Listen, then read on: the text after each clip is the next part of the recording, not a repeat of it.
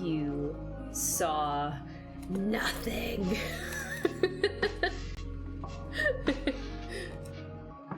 Hello, everybody. Oh, what's up? How we doing? Oh, how are we doing? I have got a very large margarita today. So that's how I'm doing. You can fill in the rest of the gaps yourself. So yeah, when is my trip? I leave on Friday. And it's a whole week long. Well, like a little over a week, because it's essentially an overnight flight. So I get in on Saturday, and then I fly back the like following Sunday. So, yeah.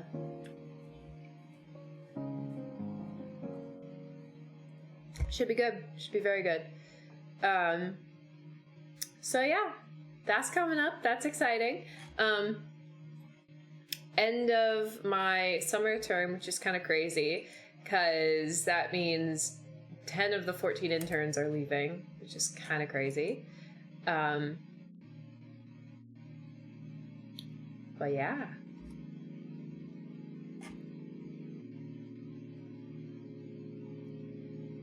We'll see how long I can survive playing today.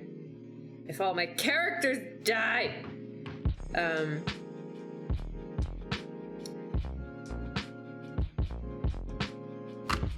So... yeah, no one died last time. That's 2 streams in a row with no death. Which means something terrible is coming.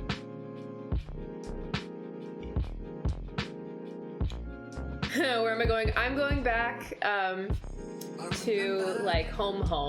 Not like home with the parents, home with the fiance. Because I have a break between the quarter, like the terms of the internship. So they're letting me like take a week off while they like swap out interns and everything. So yeah, that should be really fun.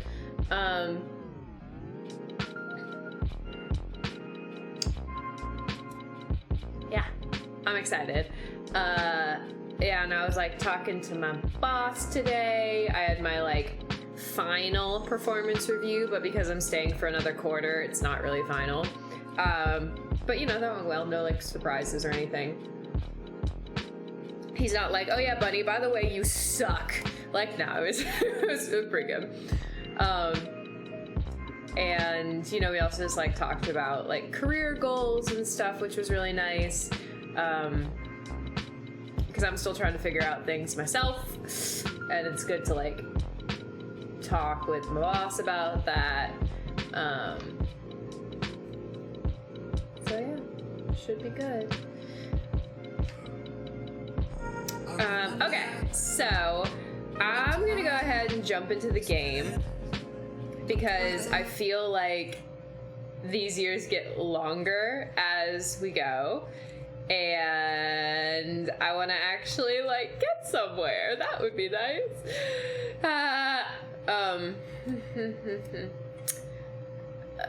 Okay, where's my game again?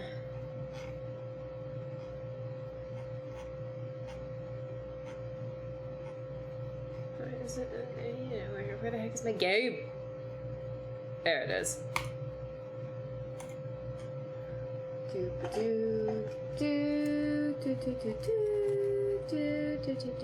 I was listening at work today, because sometimes I like listen to music. But there's kind of like specific things I can listen to without getting like distracted. And so today my music of choice was Star Wars jazz, so that was pretty great. There we go. Ah! Wrong button. Ah, I messed it up, but it's fine. It'll figure. Ah, there we go. Okay, that didn't take too long. Okay. Our character's aged up. I'm so excited. I'm gonna be alt-tabbing a lot to get to chat, so just bear with me. See, look, there's my little girl. Look at her. She's all aged up.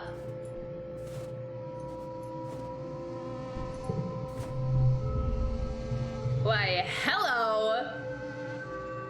See, I feel like they didn't change his outfit. He just got bigger, and now his outfit doesn't fit anymore. Oh, over the years, a lot of people have started wearing a lot less clothing than you remember when you were growing up on the climate-controlled stratosphere.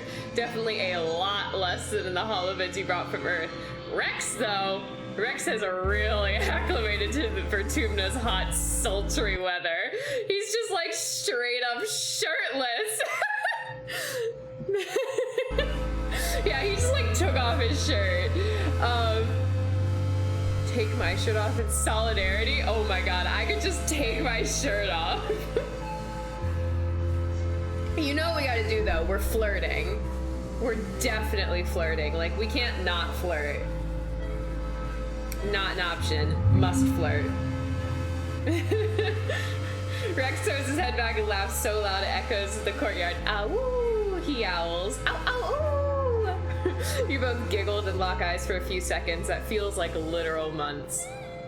Eventually, Rex fixes you with a fangy smile and scratches the back of his head. It does nice things to his whole chest, shoulder, bicep situation.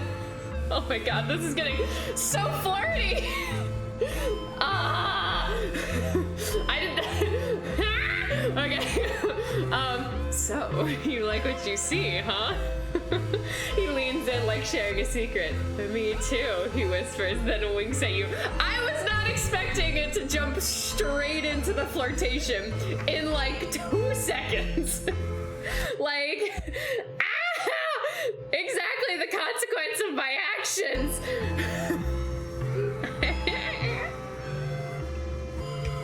Well, alright, that's a good start. Can we flirt with her too? Or them? Nomi is in their usual spot in the lounge, surrounded by their steadily growing collection of body pillows and stuffed animals. They're curled up with their arms around a giant plushy creature and seem to be scrolling listlessly through the movies available in the Colony Media Archive. Find anything good? No, Nomi sighs, tipping over onto their side. Not since I finished all of Maid Stalker Ares. I can't believe it ended on a cliffhanger. I didn't know that the Stratosphere had left Earth before the series finished airing, Nomi whines. You have every episode except for the 2-parter season finale. They bury their face against a plushie. No, we'll never know how it ends. They sniffle. It's just not fair that we never have any new shows to watch. Wait, this isn't about the show, or maybe we can make up a new ending. I'm gonna try to get to the like, how about sounds rough, buddy? This isn't about the show, is it? Nomi wipes their eyes and heaves a big sigh. Yeah, they say, not meeting her eyes. I guess it's kind of true.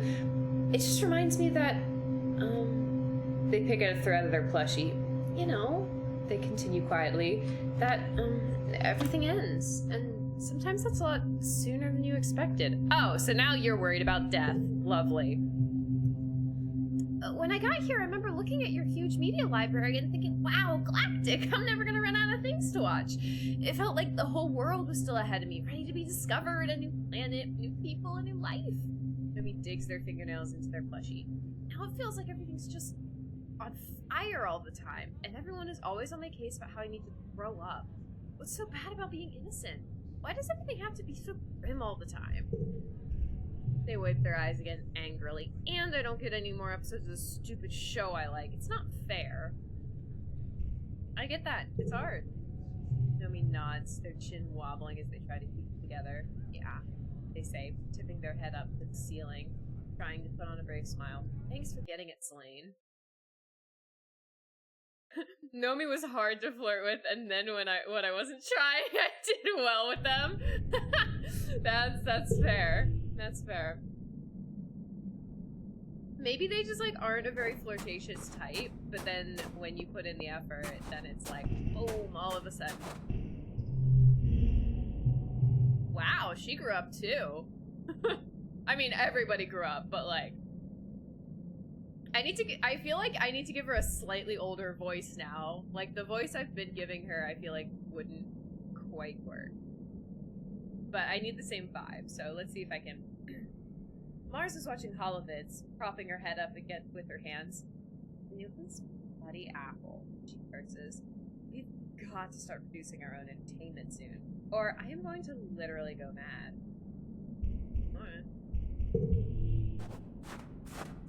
Everybody looks so good.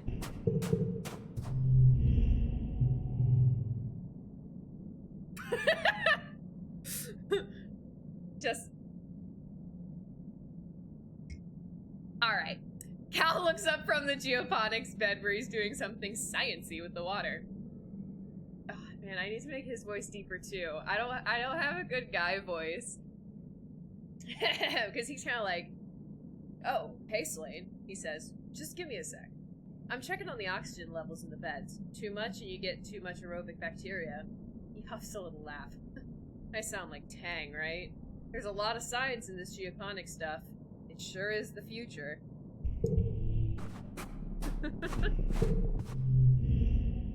Your dad is up to his elbows in rich brown dirt. You've rarely seen him happier. Hey, Gooseberry, he says, scrunching his nose at you instead of waving. Here to give your old man a hand? I could use one. Did my mic change? Yeah, wait, it got quiet? I moved it closer to me. Oh. Yeah, I accidentally messed it up. That was my bad. I don't know how I did that, but I accidentally messed it up. Is it good now? Can you hear me normally now? I think I should have fixed it. So hopefully I did. Why did they make everyone hot? Just in different ways. Like, he's emo hot.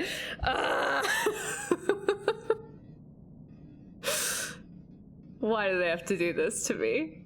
Why? Just... yeah.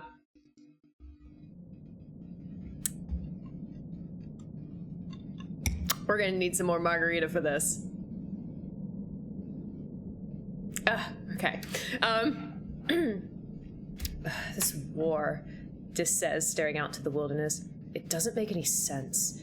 What are we really fighting anyway? Nature? So when will it be over? When the planet is empty, except for humans? Dis shakes his head. Sounds awful. Alright, let's see how my girl Nem aged up.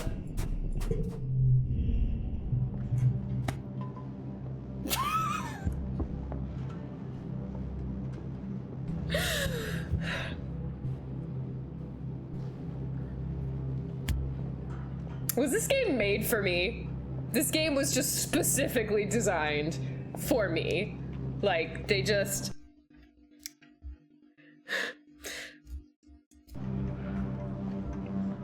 Alright.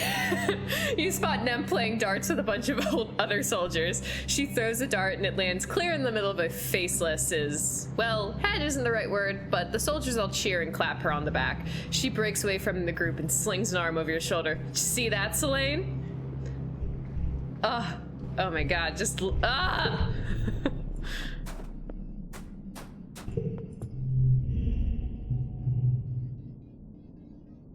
Okay. Okay. I owe almost everything I am to Chief Engineer Instance, Tangent says. She sees me for who I really am. Tang runs her fingertips over her jaw. Without her, I would probably be as sad and isolated as my brother, or as broken as my mother was. I owe her my life. I would do anything she asked of me. I mean, slightly less my type than, like, everyone else so far, but still, like, that's nothing against her. Like, she's still... Yeah. Wait until you play Baldur's Gate. I know, I'm scared. This war, what is it good for? Absolutely nothing. Say it again. Okay. Yes, I'm simping hard for everyone. This is the problem. I'm just going for the whole village, girl. All right. How about Soldier Boy? See, maybe it's just because I don't like him. But, okay, wait, wait. Can you guys still hear it?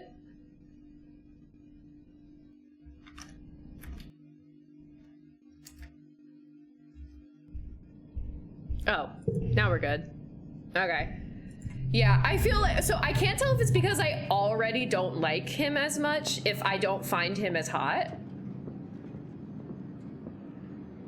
Or maybe it's something about his face shape, I don't know. Cause like, if you just like cover this up, like, but yeah, I think, I don't know, it's just not doing it for me. I chose well. Oh, look, it's Rex's little friend, Vance says. Vase? Have I been calling him Vance this entire time? His name is Vase. Vase says, crossing his arms. Go on, impress me then. Why should I care about what you have to say? You shouldn't, because I don't care about you. Bye. Okay, +1 to all physical increases, so I should try to increase my combat, because that's my lowest. Excuse me, that's my lowest physical. Which means, unfortunately, I should probably go to the barracks. Lookout duty, no. Yeah, probably defense training, so annoying. He is very meh. Okay, so I'm not the only one. It's not just because I don't like him. Like, he is actually meh. Is what we're... That's what we're deciding, is he's meh.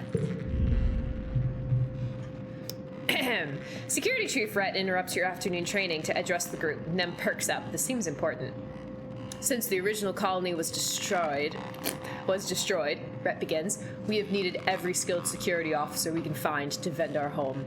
And now, with Governor Loom's blessing, age is no longer a requirement. Oh. I don't like that, but okay. We are looking for young recruits to join the ranks of the defense squads. This is a serious job. He punches his hand for emphasis. You'll be soldiers, not little kids learning self-defense or peering down from the safety of the walls. You will be in danger. You will need to be brave and know your way around a weapon. Step forward if you think you have what it takes to defend our colony. So I have the bravery to step forward, but I kind of just want to say, go pound sand, warmonger.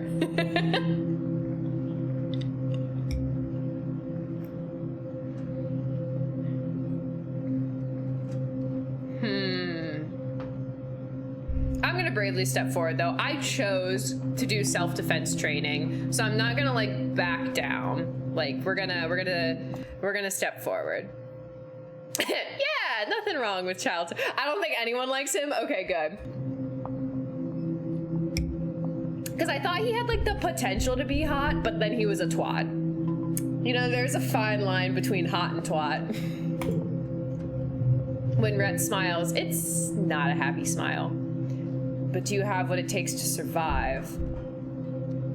Define what it takes. No, I'm standing my ground. Yes, I do, and I'm ready to serve. Rhett nods. Okay, you're in. See you at dawn, recruit. Okay, I have guard duty on the garrison. Cool. New opportunity. Okay, that card becomes red. Wow, that's a lot of 4s. So what if we do this? And then this one's just gonna get uber buffed.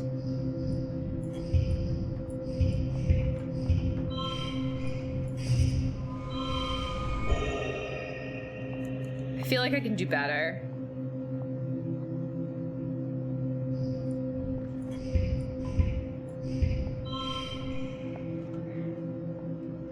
Maybe not.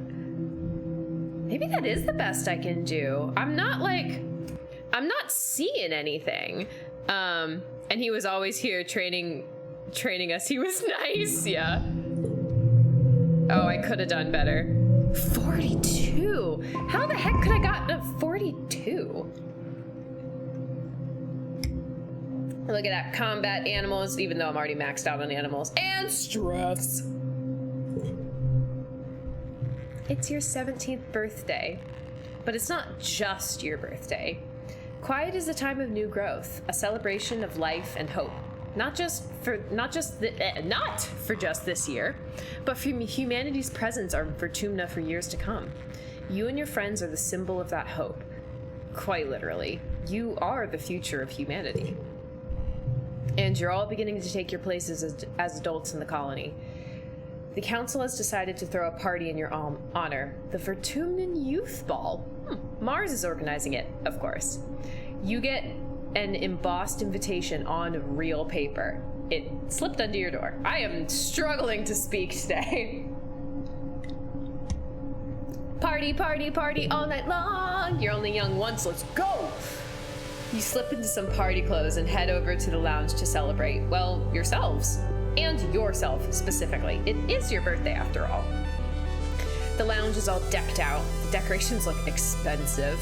It must have taken a lot of nanoprinter creds. Your friends are transformed, too.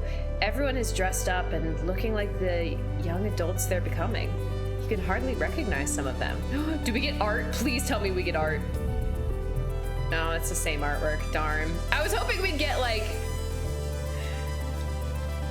I'm a little sad, but it's fine. I know the artwork's hard to do, so, like, fair that they didn't give us more art, but a girl can dream. A girl can dream. Mars catches your eye and waves, her bangles jingling joyfully. She looks like a model from her holomags, every inch of her primed, painted, and perfumed. Selene, happy birthday! I'm glad you could make it, she says over the steady thrum of the music. Drinks are over there. Make your song request to Congruence and take off your shoes. You look down at your boots, then back up at Mars skeptically. She rolls her eyes and does a little bounce. Sock hop, just like Earth, duh. At the refreshment table, Cal is stuffing his face with party food, and Rex shoves 2 glasses of punch in your hands. Gotta stay hydrated, he says, pouring himself another glass. We'll be sweating it out one way or another. He winks at you. Ah! The flirtation!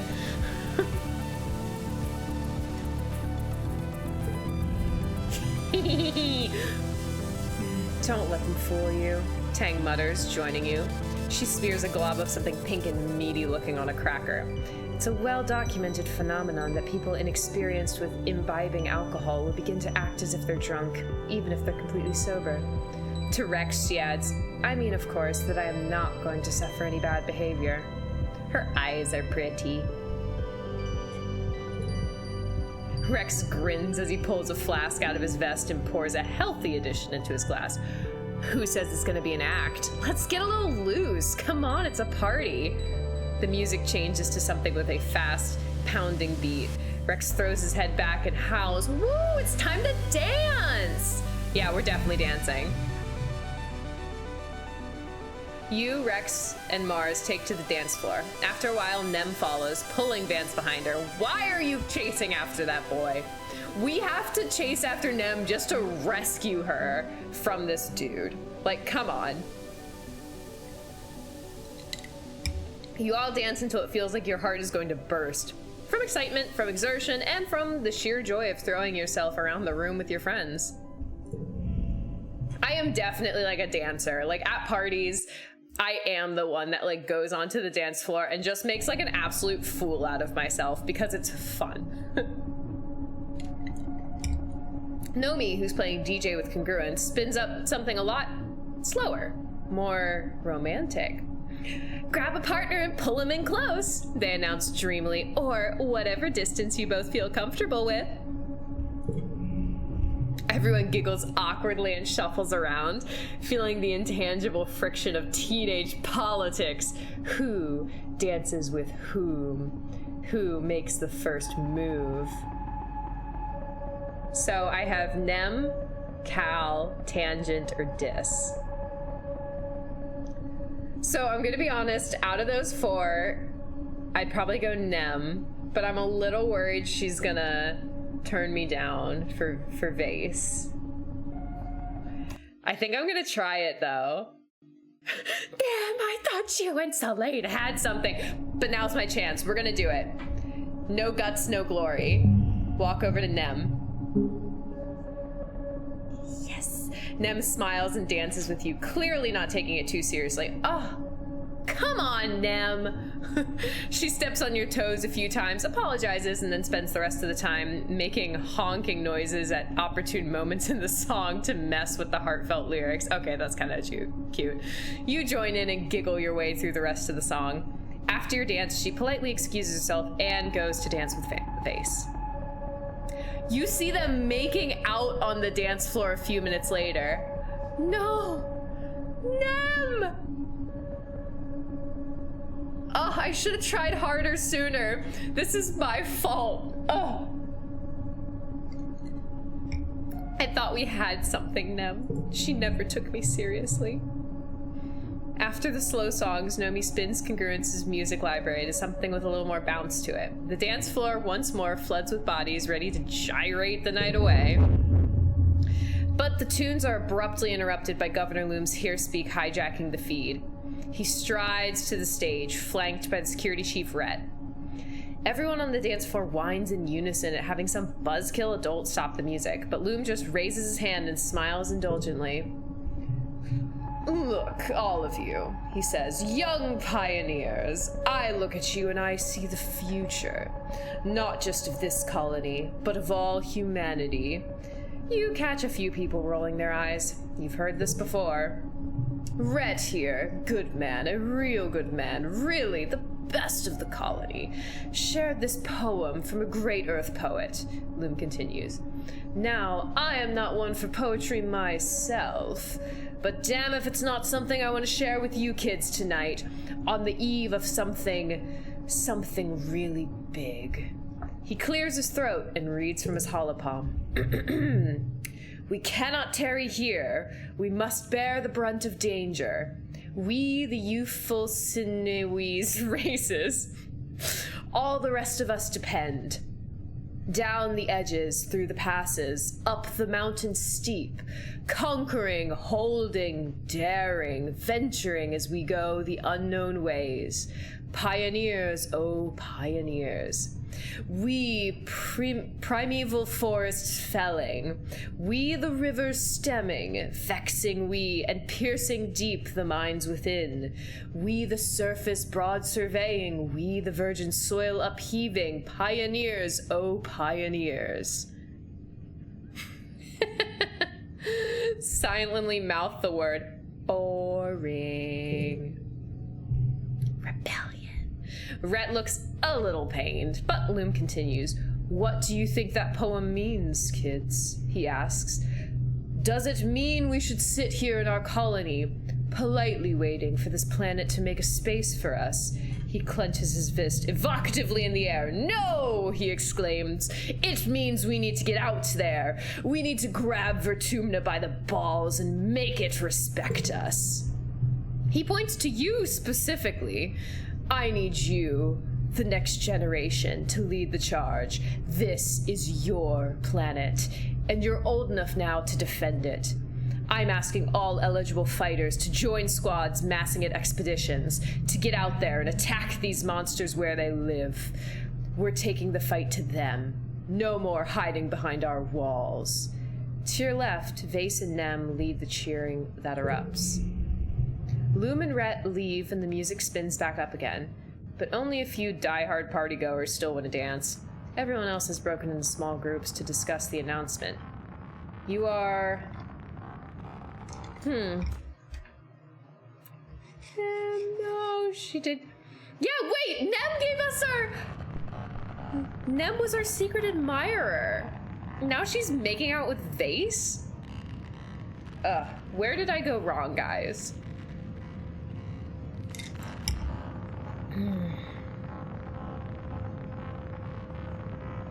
Am I scared or angry? Because I'm definitely not excited or cautiously optimistic. I'm either scared or angry. I think I'm gonna go scared. Everyone is chattering excitedly, or angrily, but you can barely speak. Your stomach is a cold pit of fear, and your hands are clammy. You know tonight is about becoming an adult, but you're still just a kid. You aren't ready to go to war. Not against nature or the planet or anything. That wasn't exactly what I meant by scared, but that's okay. The party fizzles out and everyone drifts away from the lounge. You return to find your dad has stayed up to make sure you got home safe. He's never done that before. You've always been told the colony was safe. Now you see his sad eyes and you know that time is over.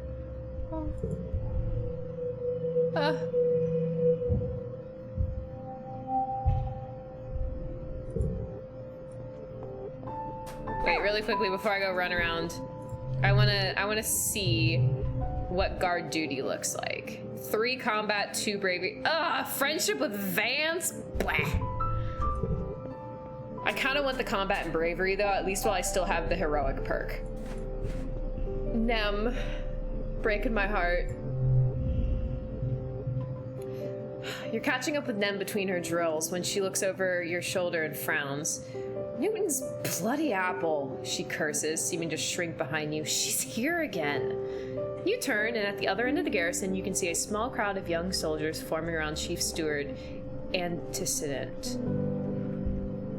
Who the heck is that? That's not Antecedent, is it?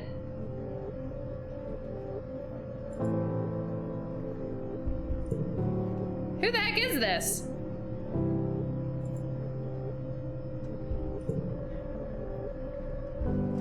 I don't think she's in my, like... I don't know. She's handing out lunch tiffins. Oh no, Antecedent. Yeah, that is her. She's handing out lunch tiffins and doling out hugs to everyone who comes within melee range, which is quite a few of them. You've noticed just from hanging around the garrison, even some of the transplanted Helio soldiers have started calling her Auntie. This must be why. Smart. She comes by every couple of days, Nem grumbles. Like we're still kids in the crèche, playing in her skirts. It's so disruptive. Girl, come on, just let her dole over you a little bit. Come on. Eventually the crowd around Antecedent thins, and she makes it over to you and Nem. She greets you with a warm hug. She smells nice, like flour and yeast. Hello, Selene. She says, have you eaten? I'm fine, Auntie. Let me switch out your water bottle then, she says, taking yours and giving you a full one. It's important to stay hydrated. Antecedent turns to Nem. You can almost feel the temperature in the room drop several degrees as Nem stonily stares down at her mother. Oh, that's fair. It's her mom. She's having teenage angst. That's fair. I understand. She's 16 years old. She's having teen angst. She's 16 years old? That is not 16 years old. That's like 20. But it's fine. Potatoes. But no, that actually makes more sense. It's her mom, so she's just having teenage angst. Antecedent smile grows thin and she clutches the handles of her baskets. How about you, Annie? Have you eaten? Do you need... Nem scowls and crosses her arms. I'm fine, she says, cutting off her mother. Just like I was yesterday and last week. I don't need you to manage me. If you're sure, Antecedent responds, hesitantly. It's a mother's job to worry, Annie. She reaches out to lay her hand on Nem's scaly cheek, but Nem jerks backward and slaps her hand away. Oh yeah, Nem retorts. You just sit around and worry. Must be nice. I bet you'd like it if that was all I did too, huh? If I quit being a soldier and spent all day cuddling babies and wiping noses and fixing clothes like you did. Nice and safe in the crèche forever. Ooh, I have...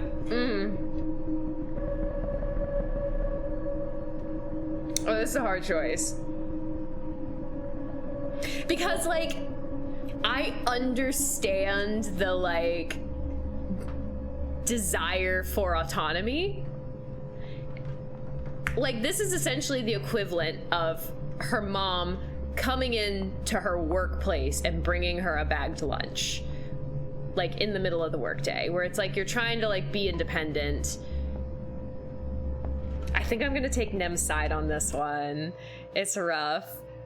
Yeah, she definitely looks older than that. Vase is bad for her. Yes, we must destroy Vase. Yeah, both these options are bad. I would, if I had like the choice, like more granularity, I'd choose something more middle of the road. But in this case, I do actually think I'm gonna take Nem's side. That her mom is overstepping her bounds just a little bit, you know? Only a little bit. Like, Nem's also definitely overreacting. So, I'm gonna say you don't belong here, Antecedent. Oh, well, Nem likes it. Antecedent stares at you in shock, taken aback by your sudden change in tone. Beside you, Nem huffs triumphantly. I've never thought that, Annie, she says, laying her hand on her heart. I worry because I love you, and I always will. I'm just doing what I can to keep you safe. Love doesn't keep anyone safe, Nem exclaims, raising her voice enough that some of the soldiers turn their heads to watch. Her thunderous expression convinces most of them to get back to their business. Nem clenches her fist. Love didn't keep Calm safe, did it? She says, her voice breaking. There's no amount of love or worry on this whole stupid planet that can do that. So you should just stop, okay? Stop. Or do something actually useful. I'm never gonna be like you. I'm gonna fight. Oh no. Face peels off from his unit and jogs over to stand beside Nem. You okay, babe? He's calling her babe? It's gotten too far. It's gotten too far. He asks, putting his hand on Emily's shoulder. She covers it with her own and angles her body towards him. Yeah, everything's just galactic, Nem mutters. My mom was just about to tell me again how much she wishes I would give up being a soldier so I can pop out babies and be safe. Antecedent sputters, trying to explain herself, but Vase beats her to it. Anemone is an exemplary soldier, Chief Steward. He says calmly, I know it's hard for a mother to accept, but we're all much safer for her service to the colony. Okay, I respect him slightly more. That was actually a very, like, well put response. So he gets kudos for that one. That was actually a good, like, be a good supportive boyfriend, but also don't make the mom mad. Like, that was actually pretty good.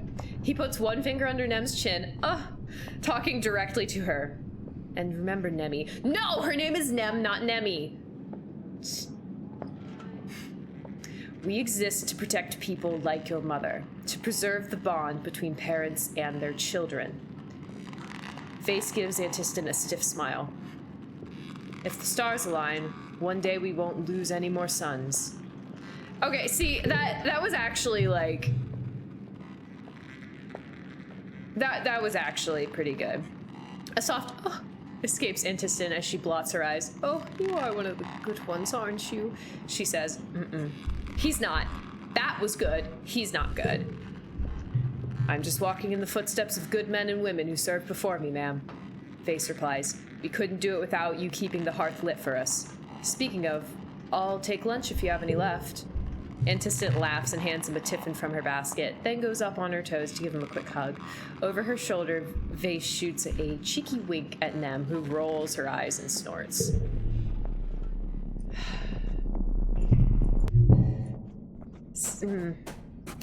See, it's like, how old is he? Oh, he's a little older, but not terribly older. So she's 16. He is... Where is he? I missed his little picture. There he is. He's 20. So technically, by Earth standards, that is an illegal relationship, but that's fine. I mean, 4 years apart isn't crazy. Like, of course, when she's 16 and he's 20, that's a bit much. But 4 years isn't terrible. Tang is sitting before an array of hollow screens, all showing different graphs. Making decisions based on the mistakes of the humans we purposefully left behind on Earth is foolishness, she says, between bites of her protein bar. We may as well ask the stars for guidance, like astrologers. No, I will not be taking questions at this time. Wait, when's your birthday again? Late wet, not for a while. Let me give you... Do I have anything you like? Oh, yellow flowers. Here, have a yellow flower.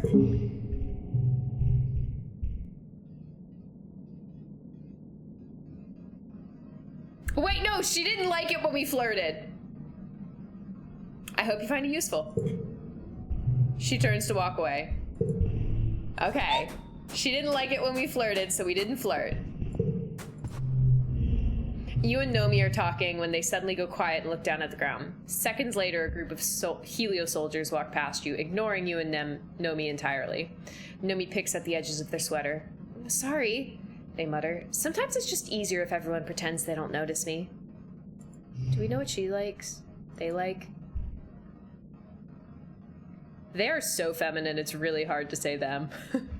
Okay. I don't have a lot of stuff, so bye.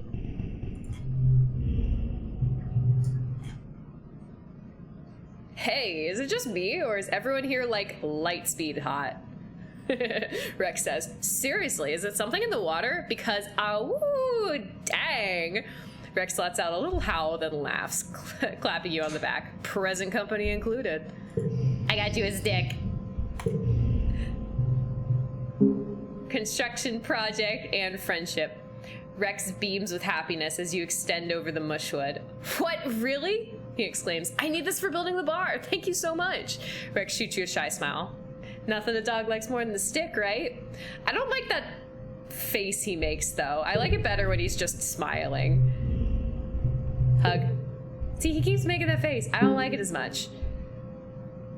I give hug.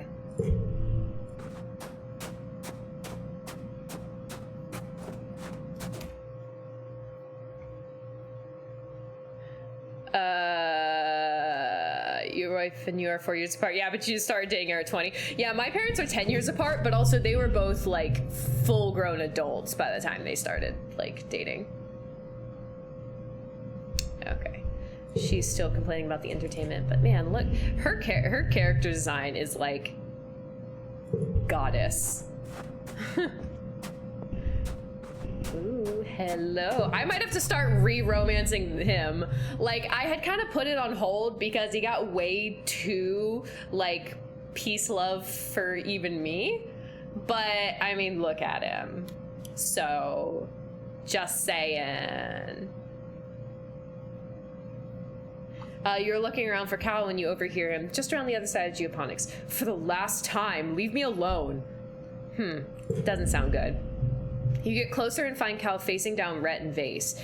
They've cornered him, their body language calm and relaxed, while Cal's so angry he's almost shaking. Cal, please listen to us, Rhett says, spreading his hands. We're not here to conscript you. I can't force you to join the army.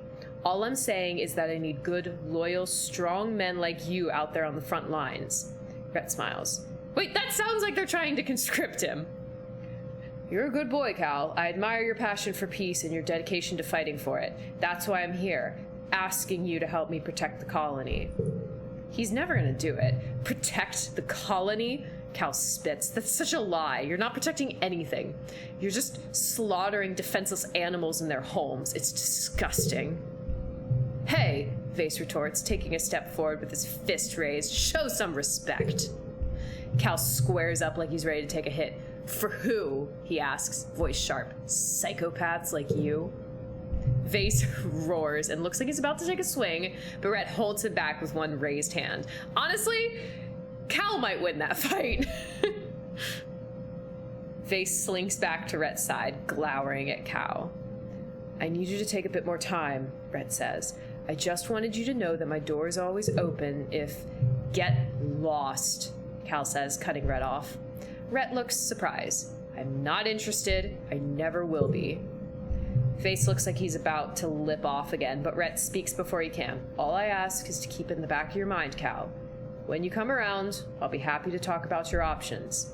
With that, they leave. Vase gives you a scathing look as they pass. Cal sits down heavily on the sack of fertilizer. He must have been carrying before Vase and Rhett cornered him. This isn't even the first time, he mutters, his face in his hands. They're really dead set on getting me to join the hunting parties. I told them I don't want to kill anything. And Rhett was like, it's okay. You can just tell us how to kill them. He looks up, exasperated. Like that's any better. I wish they'd leave you alone. Like, they should know they're not going anywhere. Me too, Cal sighs. They have a real messed up idea of what it means to serve the colony. Like, who do they think grows their food? Ghosts? Cal picks a loose thread on the sack he's sitting on. Man, this whole war is light speed stupid, he mutters. Luminous people come crashing in here and think they run the place because they have bombs and guns, and nobody stops to think, like, maybe we are actually the invasive species here. Again, I can't speak, but it's okay. We need to live in harmony with nature. Yeah. I'm glad you agree, Cal says. I just feel like we just showed up and plopped ourselves right in the middle of the food web, Cal continues. And we didn't even think for a second about the chaos that would cause on the ecosystem. We owe it to this planet to do our best to try to understand. See, that I agree with. Like, his peaceful should be way further. His, like, aversion to any violence of any kind, even self-defense, I feel like is a bit extreme, but that statement I 100% agree with. Cal's shoulders slump in a sigh. He pushes himself to his feet. Man, I wish I could still talk about this stuff with Nemone, he says, slinging the sack of fertilizer over his broad shoulders again. You can see why Rhett wanted to get him in the defense force so badly. Muscles. I miss her, Cal admits. I miss that we used to be so close when we were kids. He shakes his head. But she's gone all human supremacist now, and I just can't stomach that, you know? Oof. I mean, he's not wrong.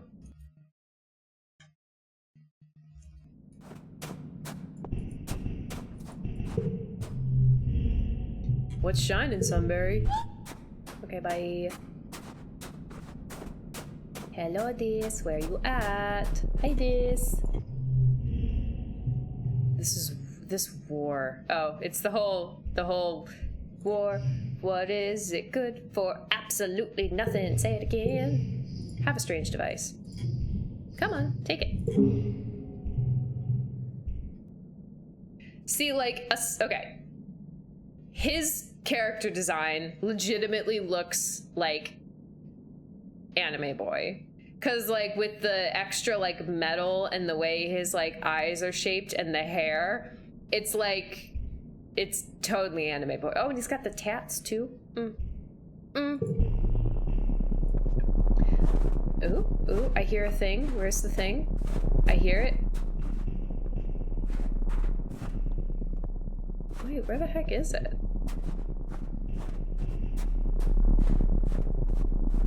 Is it on? Oh, wait, it's right there in front of my stinking nose.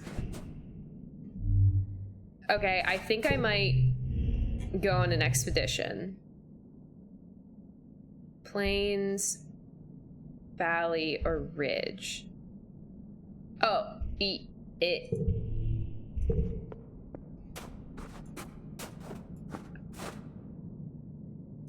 Okay, wait, no, we're gonna do this first. Wait, did we already talk to Vase? I mean, not that I care what he thinks, but we gotta talk to everybody. Oh yeah, he's still mad that I like Rex. Guard duty. Yeah, we're gonna do guard duty, even though it means I get friendship with Vance. We're gonna do guard duty because I want the combat. You show up for orientation to guard duty. Vase and Nem are here as well, listening intently to Chief Rhett as he teaches you the specifics of the colony's defenses. There's the walls, of course, and the lookout towers, the robotic turrets. There are obvious weaknesses, like the gates, and less obvious ones, like the pipes that divert runoff water away from the colony. And there are high-priority targets like engineering and geoponics. You're surprised to learn that the living quarters are considered lower priority.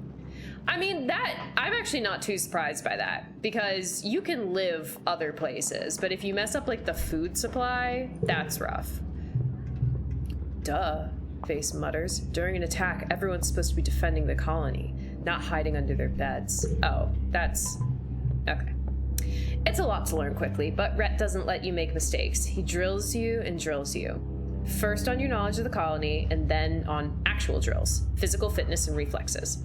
Loading and firing a plasma rifle, securing a dangerous situation, and combat tactics, both as group and solo. If the lookouts on the wall see anything, you'll be the ones to shoot it, he says as you struggle with reloading the cartridge in your plasma rifle. There might not be time to wait for backup. You have to be able to make and act on the right choice without hesitation. He looks you right in the eye. You're not only a guard while you're on duty, he says seriously. You are being charged with the defense of the colony itself. I expect you to be ready at all times to answer the call. Frustrated, you fumble the cartridge and it clatters to the ground. Rhett stops it under his foot. No slacking. Keep your mind and body sharp and ready for anything. We are at war, he continues, leaning in close to drive his point home. He's been saying that a lot recently. He really believes everything Lum says about the outside world. No, Rhett, you were so cool. Rhett leaves you to figure out how to reload your plasma rifle on your own. Vase is already finished, of course, but Nem stops what she's doing to help you. There's a latch. Here, she says, flicking it with her thumb. If it's deployed, you can't click the cartridge in. Got it? You nod. It's easy when somebody actually shows you how. The chief's kind of intense. Vase scoffs. You deserve it. If you're just using this as an excuse to slack off... If him hurting your feelings is what it takes to make you colonists realize that defense isn't a hobby, I hope the chief chews you up and shits you out the other end. Oh, not spits. Okay. Vase leaves in disgust. Nem shoots you a sorry look and follows him, shouldering her rifle as she goes.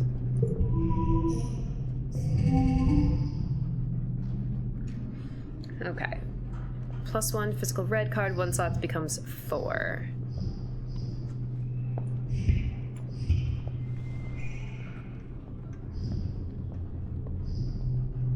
I like that. That's nice. Oh, only if it has the highest value, which is almost certainly not gonna happen. Yeah.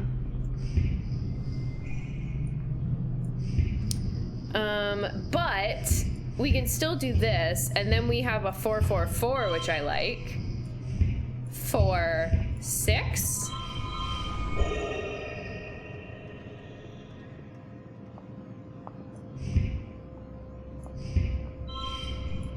Okay, 36. What if instead we get a nice little 4, 5, 6 going? Oh, that is actually better. And it's a super goal. Oh, I could have done better?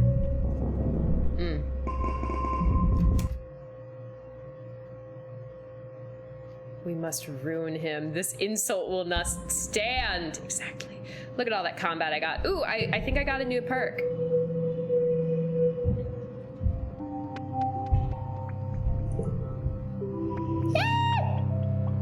Extra card draw. Draw an extra card at the start of the challenge. Effect stacks. Okay, cool. Ugh, stinking Rhett. Did I increase my friendship with him enough that he's gonna... Not Rhett, Vase. I don't know why I called him Rhett. Yep, his friendship's at 10. Ugh. Should be at 0! Should be at -7! You find Vase in the garrison lounge, holding court with a small group of young soldiers, listening to him tell a story about his latest expedition. He's gesturing animatedly with his arms and snarling like a beast. Then, I shot it out of the sodding sky! Bam bam! Vase finishes as you approach. The gathered crowd hoots and hollers for him, which he accepts magnanimously. Looking around, you see that it's mostly his Helio crew. You can tell from their uniformly close-cropped hair and perfect posture. There are some faces you recognize from the colony. Nemini is here, and she shoots you a little wave. Tell your own heroic story? Oh yeah, we're gonna one-up Vase.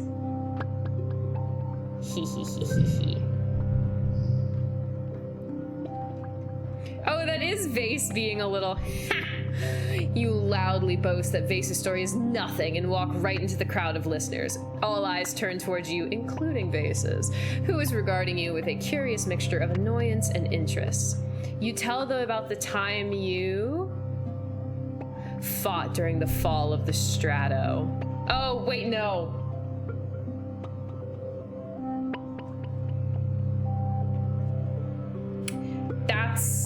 That's when Calm died.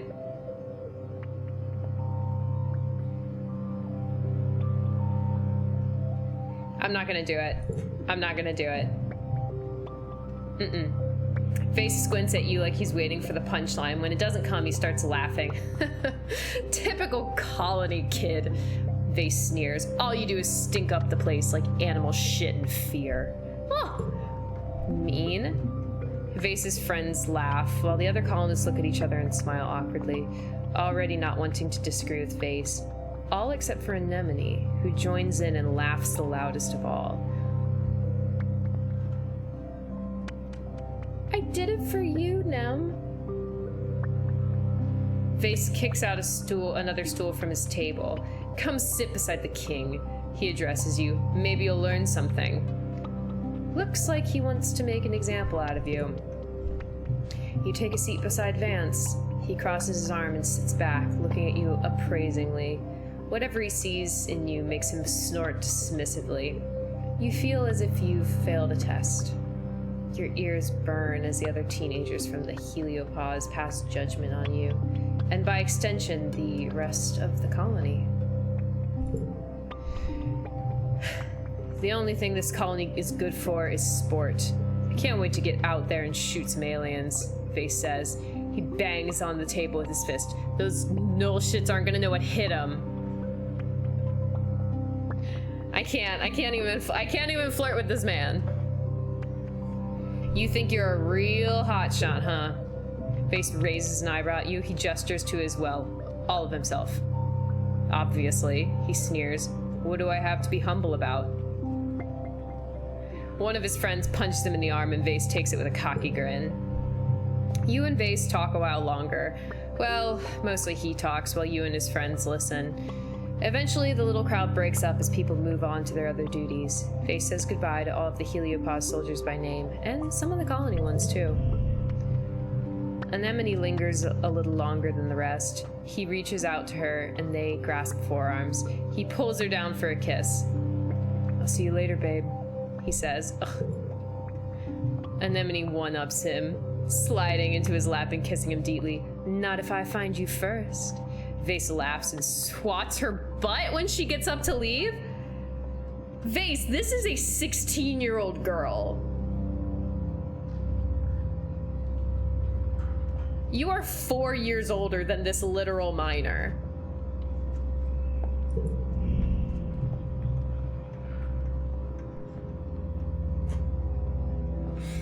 Eventually, it's just the two of you left. Vase stands up and puts his hands on his hips, surveying the garrison, his kingdom.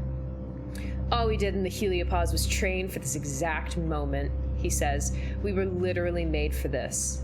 We're the best of the best. He leans into your space and fixes you with a wolfish smile, which makes me the best thing to happen to this planet since it started shitting out oxygen. Don't you forget it. Ugh. What a piece of work. You feel the weight of a pair of eyes on you as you approach Nem. Looking around, you see Vase staring at you with a suspicious expression. Hey, Selene, Nem says, greeting you with a smile. What's up? The only thing I know she likes is red Xenoclusters. And I know she dislikes those, but I want to give her something. I know you didn't like it that much. It's all I have. Tang is sitting before an array of hollow screens, all showing different graphs.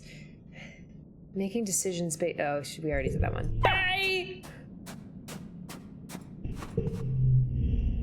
Rex is chatting with one of the young soldiers from the Helio, smiling wolfishly down at her with his hand braced above her head as she giggles. When he sees you coming, her smile drops and she beats a hasty retreat, avoiding your gaze. Weird.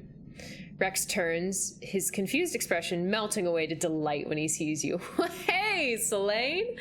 He exclaims. Some of the Helios are weird about being seen with me. He continues, unbothered. She'll be back. Coming in for another hug! Rex meeks your hug with just as much enthusiasm as before, lifting you off your feet. Everyone's so serious all of the time, Nomi says, touching their chin with the tip of their finger. I'm trying my best to help, even if I'm not good at soldier stuff. I can at least make things that make people smile. That's important too, right? Crystal clusters. Here's a crystal cluster! Take the crystal cluster! Yay!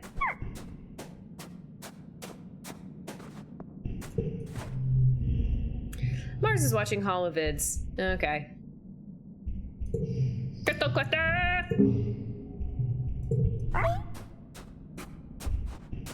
I forget if I already... Did I already talk to Cal, or was that before? Cal's holding an ice pack to his face. Hey, Selene. He greets you, giving you a half-hearted wave. Don't worry, he says, indicating the swelling scrape across his cheek. Kinda weird how me and Rex get so clumsy around the Helio kids, huh? He gives you a significant look. Oh, Cal.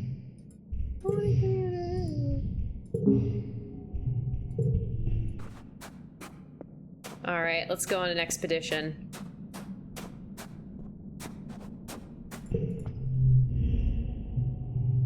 Dis is sitting on the roof of the expedition transports, fiddling with something in his hand. As you approach, you can see the glint of a pocket knife in his hands. He looks up from his carving. Oh, hey, Selene, he says, looking a little bashful. Needed a new toggle for my backpack. I mean, we won't be able to rely on nanoprinting forever. See, that is true. This is why I like Dis. He's, like, got a good combination of, like knowing what needs to be done, but also not wanting to just, like, destroy the planet. Okay, do I want to forage in the valley or the ridge? I kind of want to go to the valley. I haven't been there in a while. Wait, no, but I want friendship with Dis.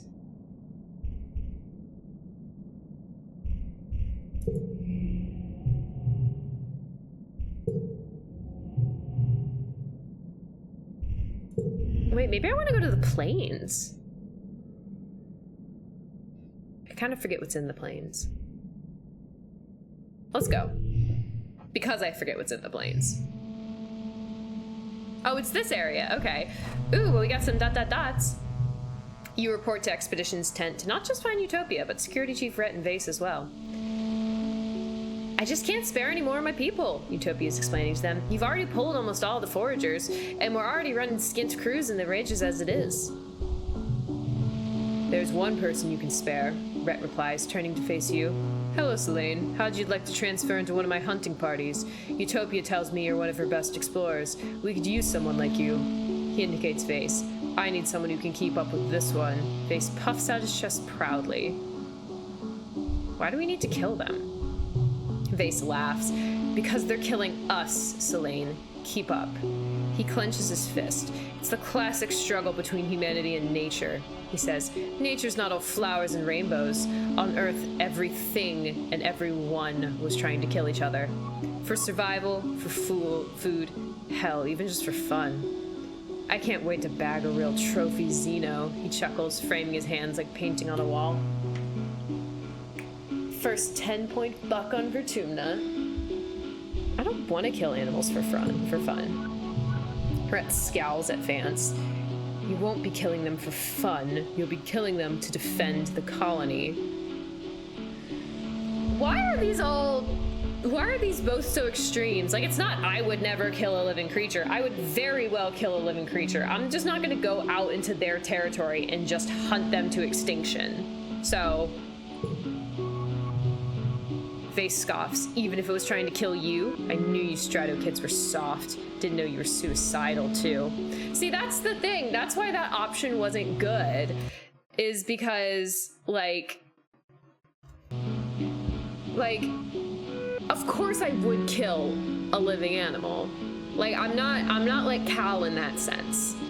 But I'm not just, cause like what if the whole idea is, oh, we have to hunt them before they hunt us, you're just talking about extinction. You're trying to wipe out the entire species. Like, that's not sustainable or smart. Thank you for the hydrate! Who are we taking down? Yeah, Vase. I'm starting to lose hope for Nem. Me too, to be honest, but I haven't quite given up hope yet. But I'm also thinking about the very beginning of the game. I told you he was trash. Yeah, you knew. She's going to get knocked up, probably. Don't you put that out to the world, Ricky Bobby. Dis and I would get along, right? Like, I actually really like Dis. That's why we're, like, kind of romancing him. How is he on my, like... Yo, Anemone, we got 86. Yeah, Dis is all the way up at 62. Yeah. Not everyone's cut out for life or death situations, Rhett says, then turns to you. You know, Slane, it's not all killing. He continues. Sometimes it's about tracking and identifying dangerous creatures before they reach our walls. You wouldn't necessarily have to kill them. He holds up his hand. But you don't have to decide just yet. Talk to Utopia later if you change your mind. Okay.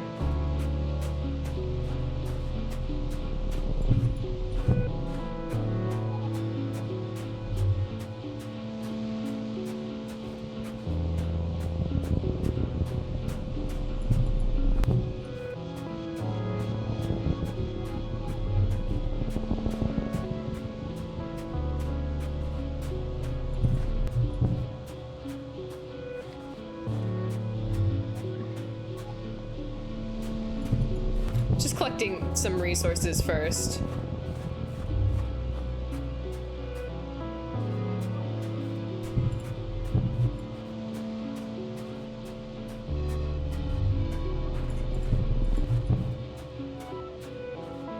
Let's go do the animal one.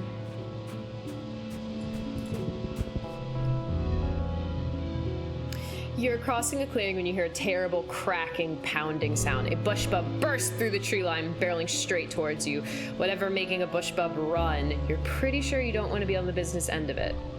Bravely stand your ground, because it's a challenge, and I like challenges.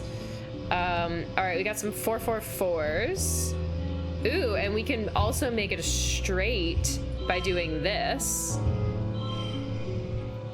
Okay, I like that. It's a lot of blues. +3 if in the last or the first pane. 6. No, get that back here. 4, 4, and then like 2, maybe? Okay, I'm just gonna go with it. Okay, now we got some red cards. So I kind of want to do this and then have a bunch of red.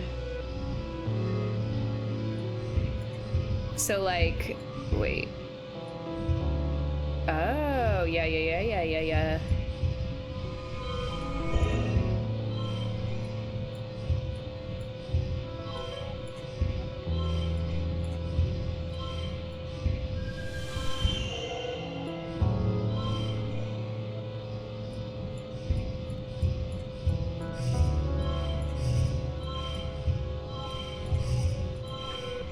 5566. Now what happens if I do this? Oh, that's even more because we got that straight. Okay, let's do it.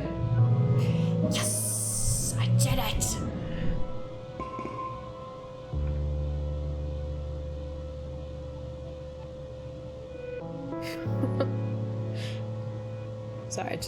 funny text. I'm gonna reply this really quickly just because it's just a work friend, but...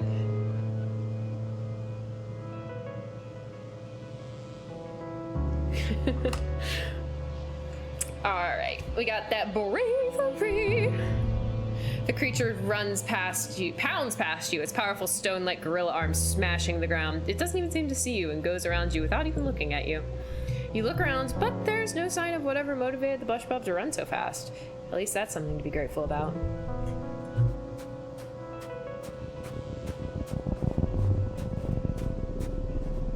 Ooh, more crystals. Those are good. People tend to like those.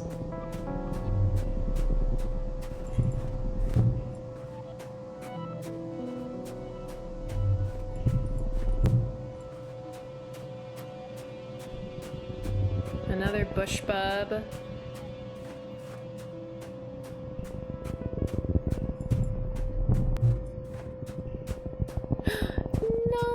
Nami. Don't worry, we'll go back for Nomi. But it's an exclamation mark, which means it's like a big deal. So I'm just being careful to like collect stuff first. Anything down here? Nope. Okay.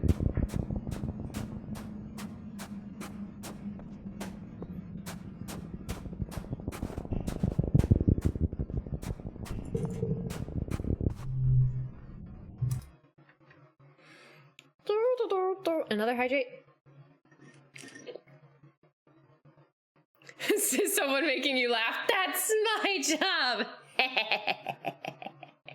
Am I dead? Am I a ghost? What's the psst? I see dead people. Me? Am I dead people?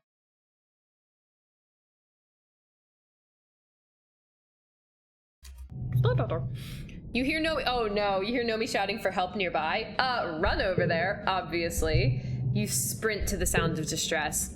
Nomi seems to have fallen headfirst into some kind of Nomi-sized flower. Is it eating them? It's engulfed Nomi's upper torso, its petals pulsing as it pulls them down further. You could use your plas cutter to cut them out of there, if you can figure out what part of the creature to cut without hurting Nomi. Nomi is struggling and you hear muffled sounds of distress from inside. You have to try. Okay, well, this is an animals challenge, so I think I got this.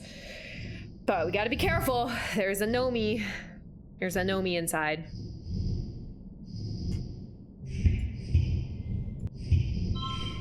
Wait, what?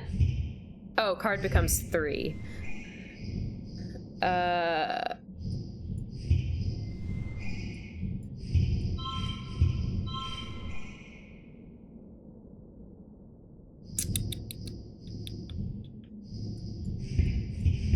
Is my stress over 50 yet?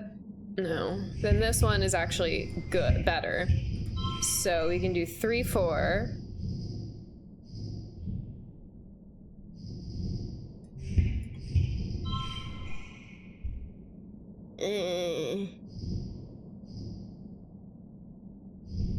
Let's just do it.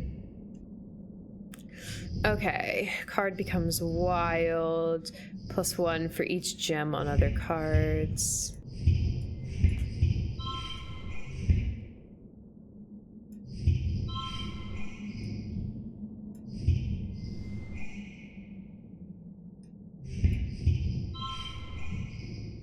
I don't need it to become wild, though.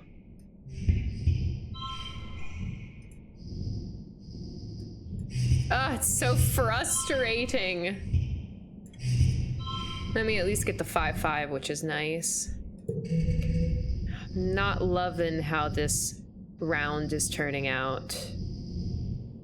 Wait, when it says unchangeable... Yeah, okay.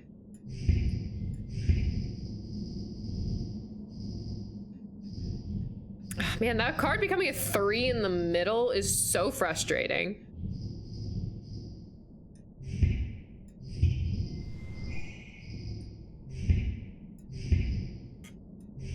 What if I just, like,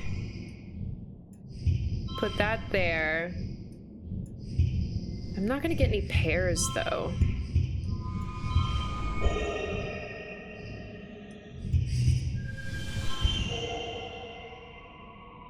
Why is that better?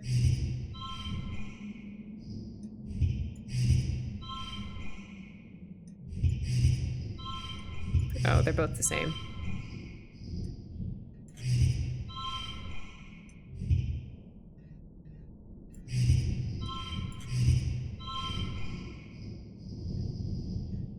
Oh, that's slightly better because I at least got the 5-5.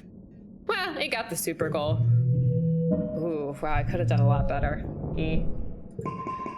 You delicately slice the lyre flower at the underside of the base of its flower, which you guess is the creature's neck. Up close, it actually looks more like more reptilian than plant-like. Just a little nick, and the creature coughs and convulses. Yay, friendship. Nomi spills forth in a flood of digestive juices. Ew, ew, ew, yuck, my outfit, stupid flower.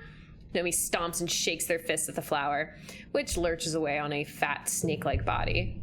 Yay, we saved Nomi. Let's do this one. A series of small circular pools chained together to form an impassable body of water.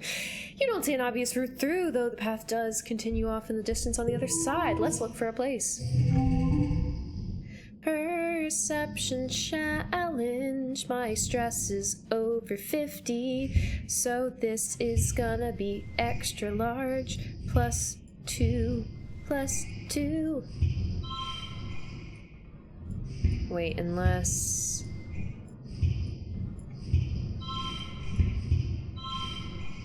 Ooh, I like that. 5, 5. Wait, 5, 5, 5. 5, 5, 5. Ah, 5, 5, 5. Ah! Okay. Okay, +1 for each gem on other cards. We could potentially do like one of these.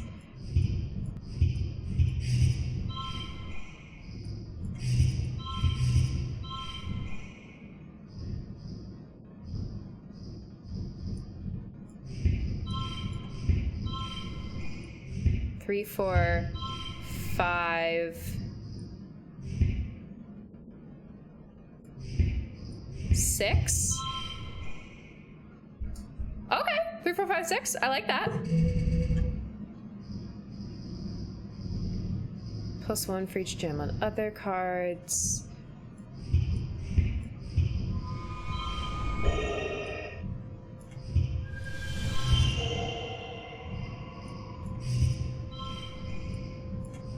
Five, 6, 7. I like that. And then we can like 8. 4, 5, 6, 7, 8.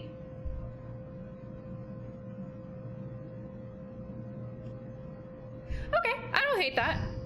I feel like it's possible we might be able to do better because of this 8, but I don't want the extra stress. Man, there must be someone who every day at 9 decides to run a BitTorrent server on your network because it's always the same time. Really? Is it right at 9? Yeah, I could have done better. 52, but yeah, that probably was using the one I didn't want to use. Wow, plus perception. There's a narrow place between the two pools. Blah, blah, blah. You approach the water's edge. Leap of faith. Yay.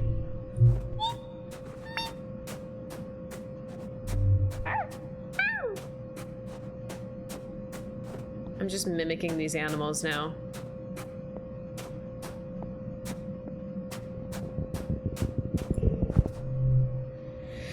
You spot an enormous, unfamiliar flower. Large, waxy petals joined to form a basin brimming with goopy yellow gunk. The entire thing has a sticky, melting look. This awful smell of the juice permeates the area. It's like something died in there. Drink the goop. Drink it!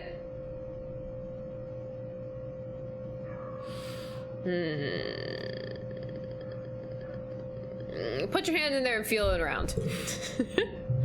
You tentatively slip your hand in a little ways and feel around. Suddenly the pant contracts and sucks your arm into the elbow.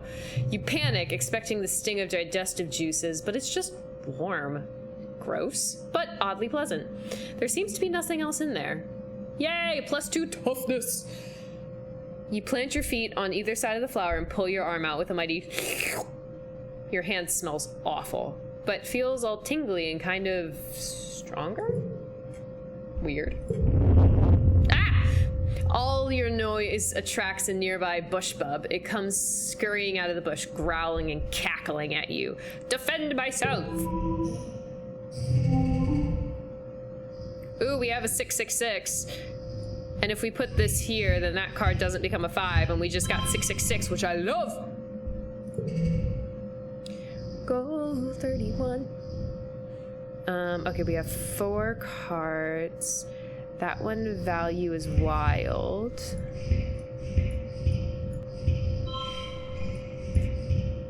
Boom, 4, 4, 4, 4. I like that. And then I could low-key just do that. But we're gonna try to get the super goal. All cards to that become that. Okay. So we got a lot of 4s still. Maybe we can, like...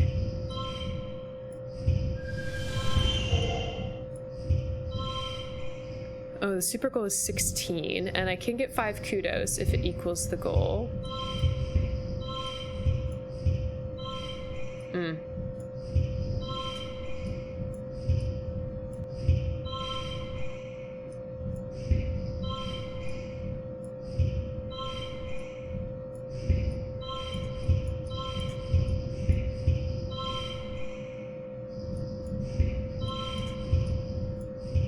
Ah, so close. Come on!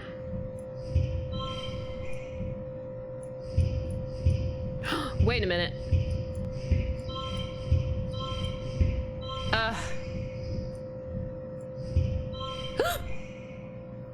I did it.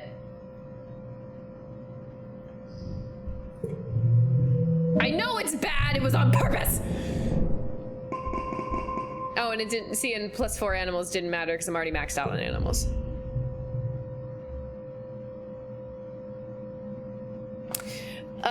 The funny creature rears up and stomps the ground intimidatingly, but by reading its body language, you realize it's just trying to move you away from the big flower. You back away slowly, talking softly to it. Good, bush bub. You can keep your gross stink flower. It's all yours. Do I have enough? Oh, I have enough for like 1 more, probably. Yeah, I think I have enough not stress for 1 more little adventure. Is there...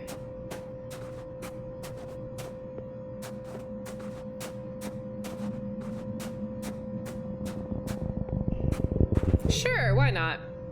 A mass of dead bushes blocks your way. They have pointy spines the size of short swords and look very sharp. Blast my way through it! Good thing you brought your plas cutter with you. You cut a hole through the bushes and set the bunch of surrounding forest fire at it. Okay, that's the end of my stress.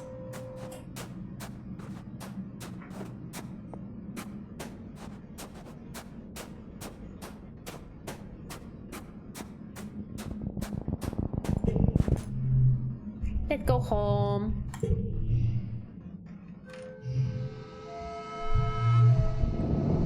Yay! Perception and animals, the 2 things I have maxed out, but friendship with Diz. Hehehe.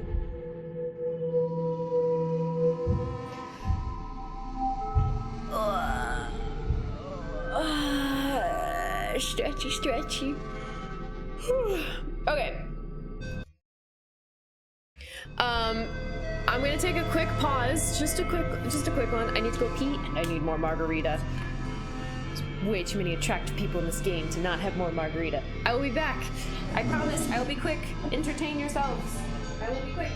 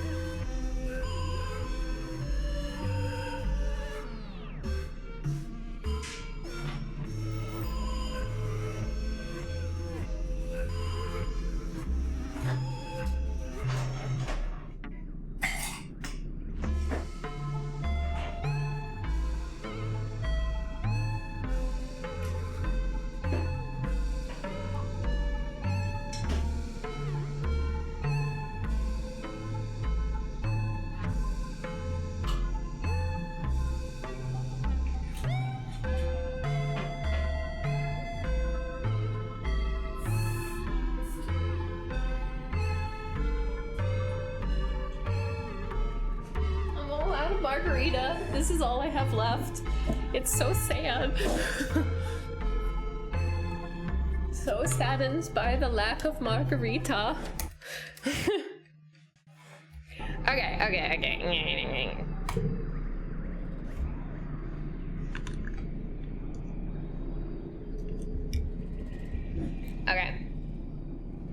I have to rest this month.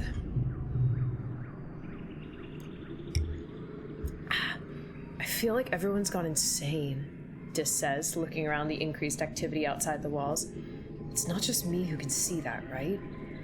This planet is bigger and older than we can even imagine. If we act aggressive, it's just going to smack us down even harder. Dis spreads his hands. No one is listening. We have to listen to the planet. He is right. You are right, Dis. Yeah.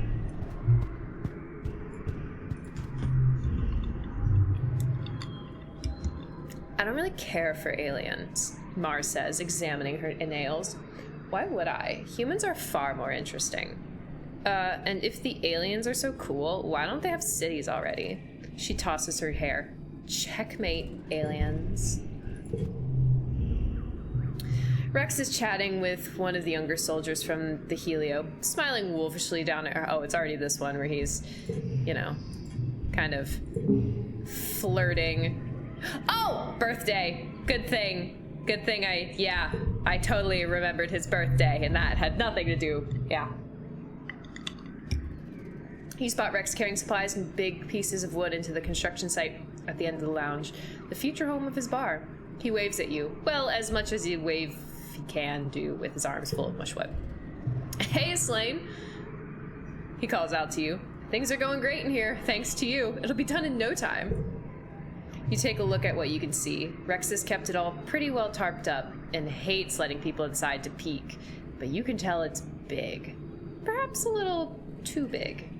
Ambitious, maybe, for a first solo construction project.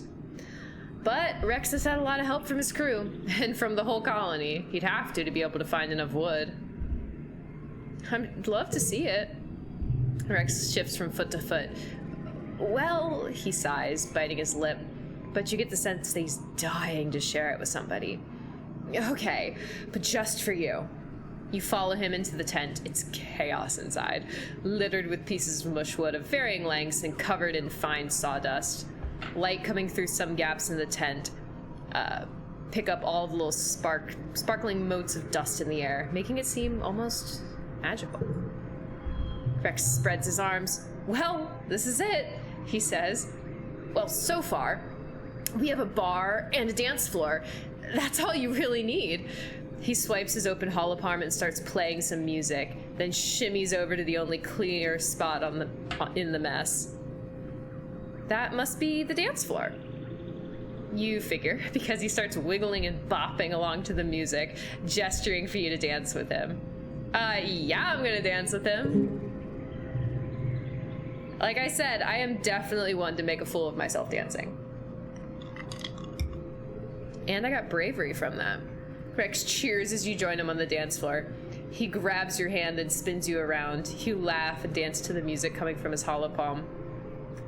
Moving your body just for the sheer joy of it feels amazing. You can see the future of this place. A place where people come not because they're stressed and need to relax, but where they can really cut loose and enjoy themselves. Rex had the right idea. Rex comes over to you and slings you into a one-armed hug. Just seeing it makes me super energized, he says. I can almost hear the music now. That's right, the bar is gonna have live music. You know anyone who plays an instrument? I'm gonna work double time to finish this place. If you want to help, bring me all the mushwood you can find. Yay. Reduce exploration stress. Every event in exploration causes 10 stress instead of 5. Oh, lovely. I still need to give him a hug, though.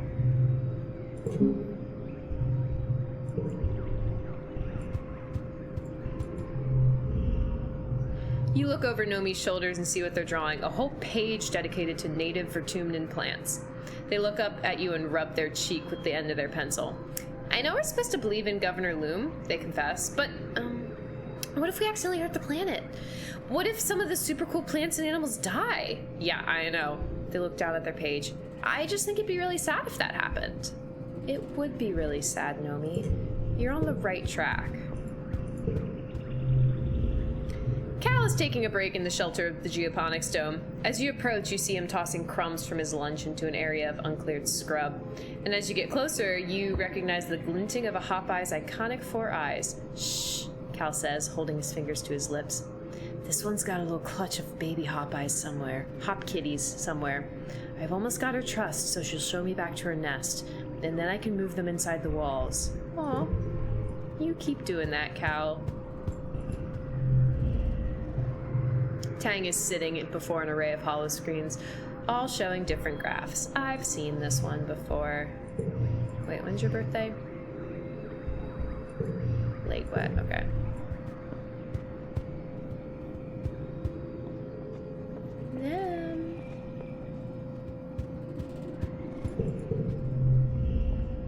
You feel the weight of a pair of eyes on you as you approach Nem. Looking around, you see Vase staring at you with a suspicious expression. Hey, Selene. Nem says, greeting you with a smile. Well, what's up?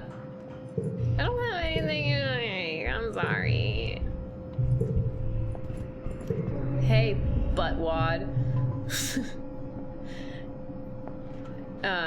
You're pretty good friends with Rex, aren't you?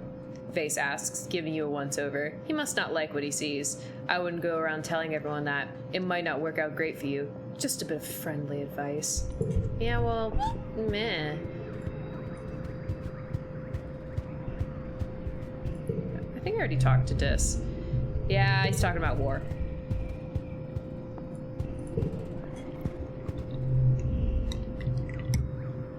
Hey, it's my little genius, your dad exclaims, swooping down to kiss the top of your head. Savior of the colony. What do you need, love bug? Oh, he's so sweet. I love him.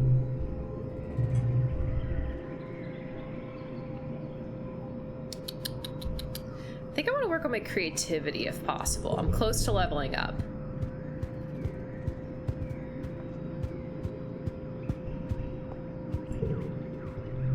Is there anything in here that gets creativity? No. Organizing? Oh, organizing's not bad.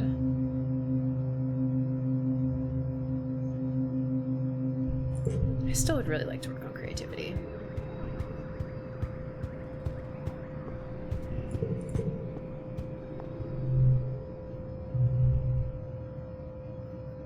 Creativity and empathy, okay.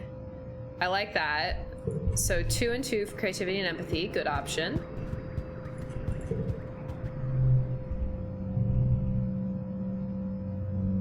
Creativity and persuasion.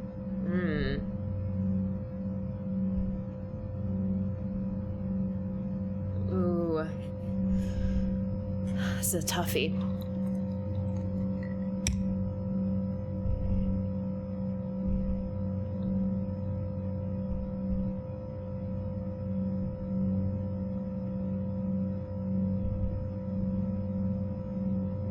I think I want to go creativity and persuasion. Even though this one is like higher, like 3 biology and 3 empathy, but I'm less close to like leveling up. Okay, we're gonna go with my original plan.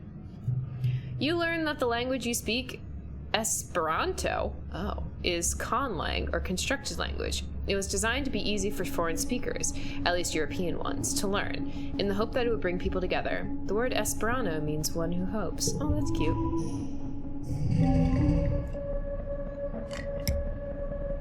Oh, that value becomes 4?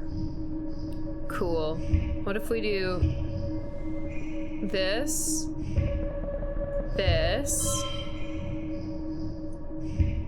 this, this, this.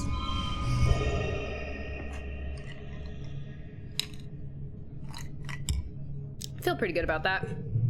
Oh, I could have done better. I think that was enough to level up.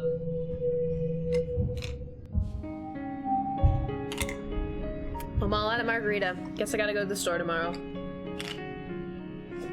This is clearly my top priorities. Yay, new perk. Shop clothes. New cards in the depot. Ooh, well, we're definitely checking that out. Stat.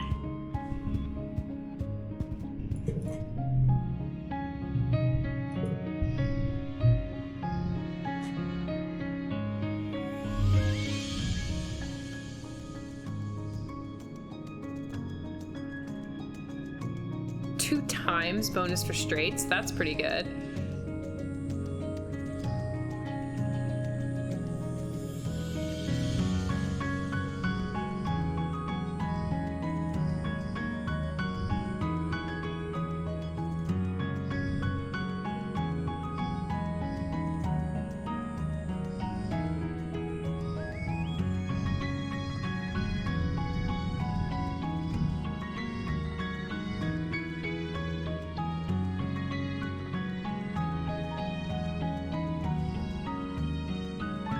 Plus 50 combat. Jeez.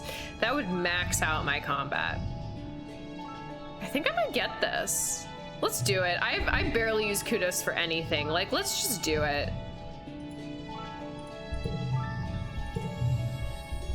Okay, now let's actually use it. Oh,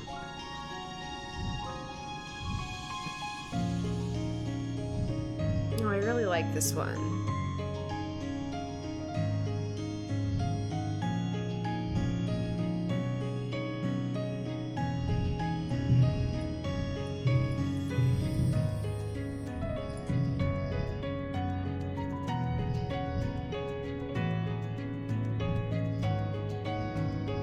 Doubling down on those straights. Okay, we could do this combo. Double down on the straights, but still have the bonus to all of this, which I kind of like. It does max out my bravery. Yeah, let's give it a shot. We can always switch it up.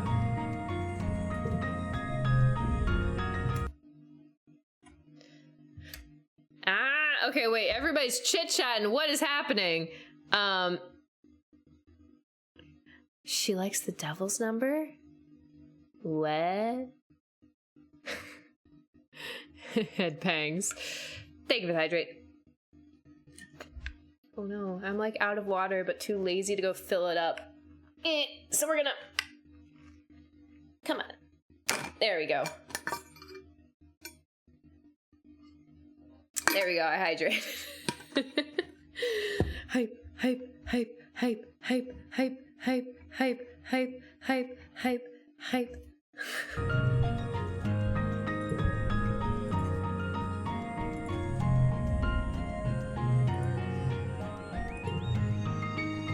It is mid-pollen. Did I miss his birthday? No way, I got his birthday last.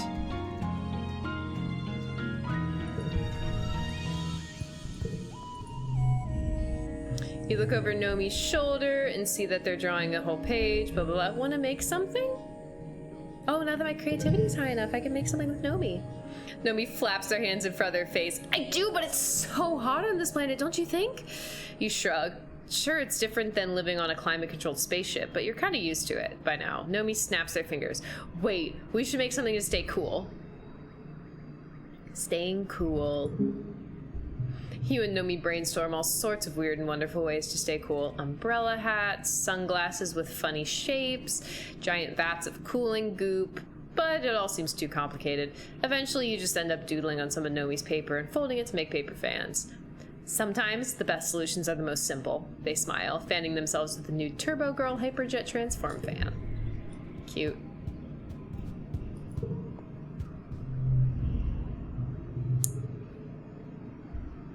Oh, biology, that's so much. Oh, he's talking about oxygen levels. Wait, I have a thing you like. When's your birthday? I don't know when your birthday is. Nice.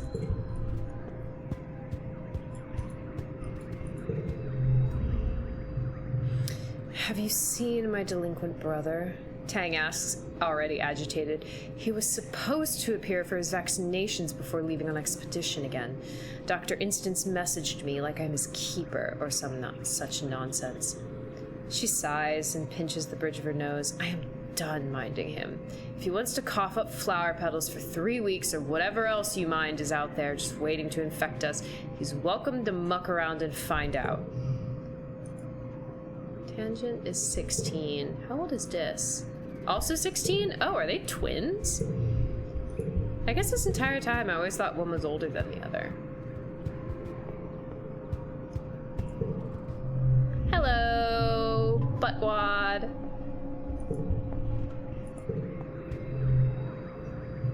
You were supposed to meet Nem for lunch, but she didn't show up. You head to the garrison to see if you can find her. You spot Nem's shock of red hair over by the close-range fighting ring. As you approach, she finishes a flurry of blows with a roundhouse kick that almost knocks the training dummy's head clear off. Kia! Nem roars, echoing off the vaulted ceiling of the garrison. Nem steps back from the ring and pulls up the bottom of her shirt to wipe her face, flashing you a glimpse of her muscular stomach and blue-green scaling that dances over her ribcage. And down her hips. Her skin shines with sweat under the harsh light. You catch her eye and she shoots you a smile, as quick and bright as the sun glinting off a metal roof before it disappears behind her usual bleak expression. Her usual bleak expression? Since when has Nem been bleak? She jogs over to you. What are you doing here, Selene? She brings up the time on her holopalm and her eyes go wide. Oh shit, we were supposed to eat lunch together today. I'm sorry. Well, you know what we gotta do, guys. We have to steal her back from Vance. You look incredible today. You gulp and give her a long, teasing gaze. Nem goes red and puts her hand over her mouth. Shh, don't say stuff like that, she hisses. I didn't know you were watching. You're gonna get me in trouble with Vase. Dump him. Just dump him. Nem grabs her water bottle and drinks from it, then pours the rest over her head and flicks the water through her shaved side. We can still go get some chow if you want, she says. Just give me a second. Nem pulls an oversized sports ball sweater over her workout clothes, her thumbs popping over the holes worn into the cuffs. Lettering on the back reads kombucha. Oh. As you exit the garrison, you're stopped by a few of the other soldiers who all seem to want to give Nem a high five or tell her about their days. Even though she's clearly exhausted, she musters up a few heartening words for each of them. They all know I'm dating Vase, she says apologetically when you finally emerge into the sunlight. It's weird. All of a sudden I'm like a hero to them. And I haven't done anything yet. I train every day though. Probably like 6 or 8 hours, she says, rubbing her shoulder and stretching it out as she walks. It feels good to work hard. Like, it just wipes out all the bad thoughts. Anything that's bothering me. She makes an exploding motion with one hand. It just goes away. Poof. I can't afford to lose my focus, Nem says solemnly. I can't let myself get distracted. If I do that and someone dies because of it, null it, man, she says, shaking her head. The thought of it keeps me up at night. Sometimes I just get up and run around the colony until I'm too tired to stand. No one else is gonna die on my watch. You understand, right? She asks, turning to you. You work harder than anyone. How do you do it? What are you fighting for, Selene? For the future of the colony. Nem nods in agreement. Me too, she says. When it comes down to it, that's all that matters. Oh, poor Nem. Poor sweet Nem. Soldiers are assholes, Dis says, scowling at a group of them just outside earshot. They stomp through the forest like they own it. They kill whatever they don't understand. They talk about how they're protecting us, but they're only making it worse. I dare you to... You gulp and bravely dare him to tell you... What's the deal between him and his sister? Ooh. That got me friendship. Okay, and bravery. What about her? Dis scowls, digging at the toe of his boot into the dirt. She's smart and perfect, and everyone loves her. You wait patiently. Sometimes being brave means sitting in the silence. Eventually, Dis crosses his arm and shrinks in on himself. When Tang got her genome therapy, all anyone wanted to talk about was how I shouldn't be sad about losing my brother. Okay, so she is trans. Like they had to tell me that, Dis says, huffing indignantly. I'm her twin. I knew she was a girl like 5 minutes after she did. She's always been my sister, he explains. She's always known who she was, but like, that was the problem, Dis says. He picks out a loose thread of his sleeve. She's so mature, you know? And I'm not. So she treats me more like her dumb little pet than her brother, telling me what to do and acting like she's so much smarter than me. He rubs his face. I mean, she is smarter than me. She's smarter than everyone, even the adults, but that doesn't mean she knows what's best for everyone. Dis lapses into silence. You wait a little longer to see if he wants to share any more, but Dis seems intent on just staring off into the wilderness again. Okay, confirmed. Confirmed Tang is trans woman. Awesome. Mobile might be limited, but I can still do that. Yeah, no, that's fair. Okay. Okay, I need to rest. Maybe we rest on the walls to hang out with Dis. Yeah, let's do it. The view from the top of the towers is stunning. In almost every direction, you see the untouched beauty of Vertumna spill out before you. Well, except where they've cut out a bunch of mush trees, and where the expedition vehicles have churned up the dirt, and where the drainage system has made a muddy puddle, and...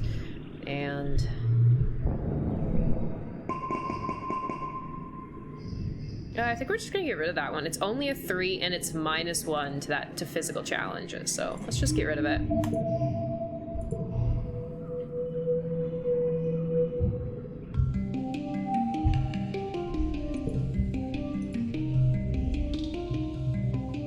Yeah, okay, bye. You came across Nem just sitting on a bench, her rifle slung across her knee, and she stares into the middle distance. She snaps to attention when she sees you. Hey, Selene, what do you need? Bye.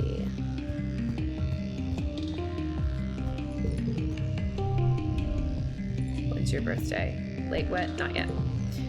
Tang is pouring something from a carafe that could only be strong black coffee from the bitter scent.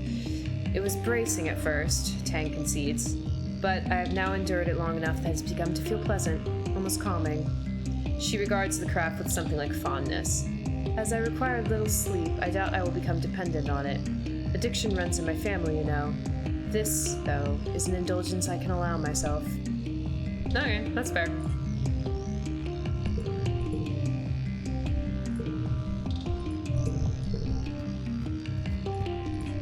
I feel like somebody's birthday is this month. We don't know his birthday. Cal and Rex are hanging out in the garden gazebo. You can hear their laughter echo through the garden long before you see them. Hey, Slade, Cal calls out to you, and Rex lifts his hand in a jaunty wave. Rex told me he wanted my help burying his bone in the garden, but when we got here, he said he must have forgot it back in his room. Can you believe it? Rex shoots you a long, suffering look and rolls his eyes. Oh, he just wanted to hang out with Cal. Aw, that's actually so sweet. My mom and dad asked if I was getting serious with anyone, Nomi says, wrinkling their nose. Gross-a-brony, right? Okay. That's not what that's not up to, you know, that's not your thing. Rex reaches above his head and stretches, showing off his lean body and its remarkable lack of clothing.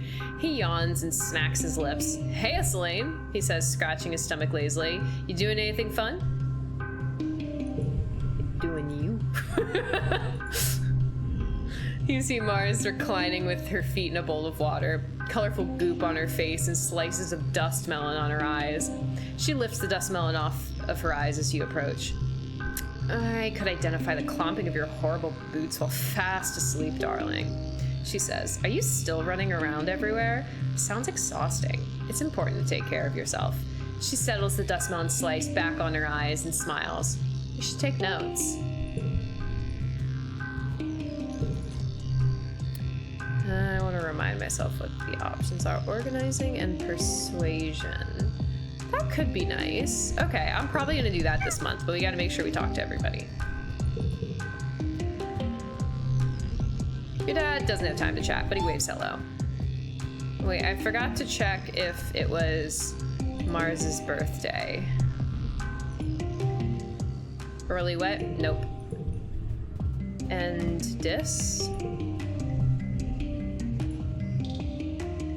Oh, we don't know his birthday yet. Okay, let's do it.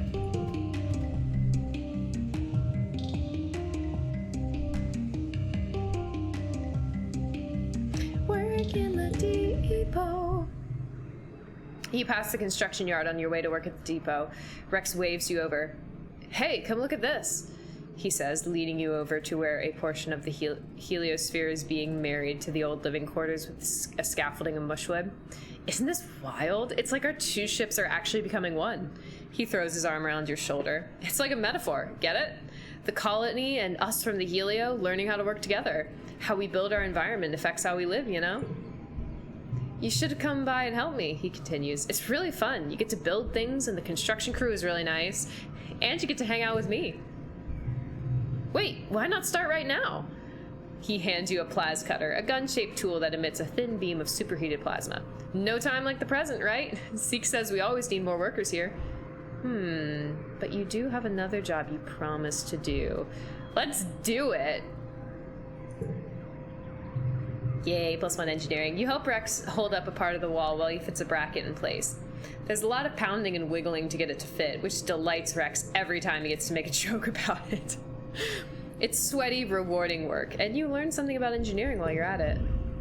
Chief Administrator Seek comes storming out of command to find you. Selene! They snap. Where have you been? I was expecting you hours ago. Whoa, it's my bad, Rex says, moving to stand between you and Seek. If he had a tail, it would be between his legs. The perfect picture of an apologetic puppy. I asked her to help out. We're super short on hands around here, and she did a great job. Seek grudgingly accepts that you did, in fact, do good work. They tell you that you're cleared to help out in the construction if you'd like, snidely commenting that you're better suited for manual labor than the job you were actually supposed to do today. Hey, I got a new job. Nice.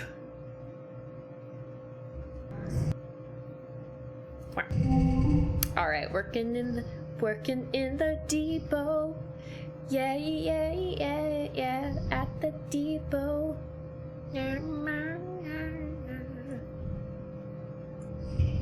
3, 4. Oh, wait, what? Oh, because we get a bonus to straights, so maybe I want to, like, prioritize that.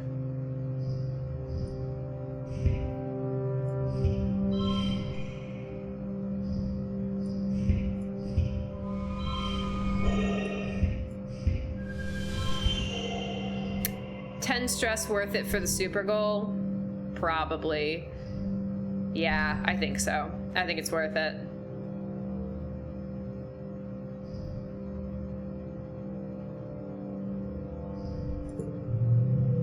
Wow, I could have done better. 5 organizing, 2 persuasion, and a lot of stress.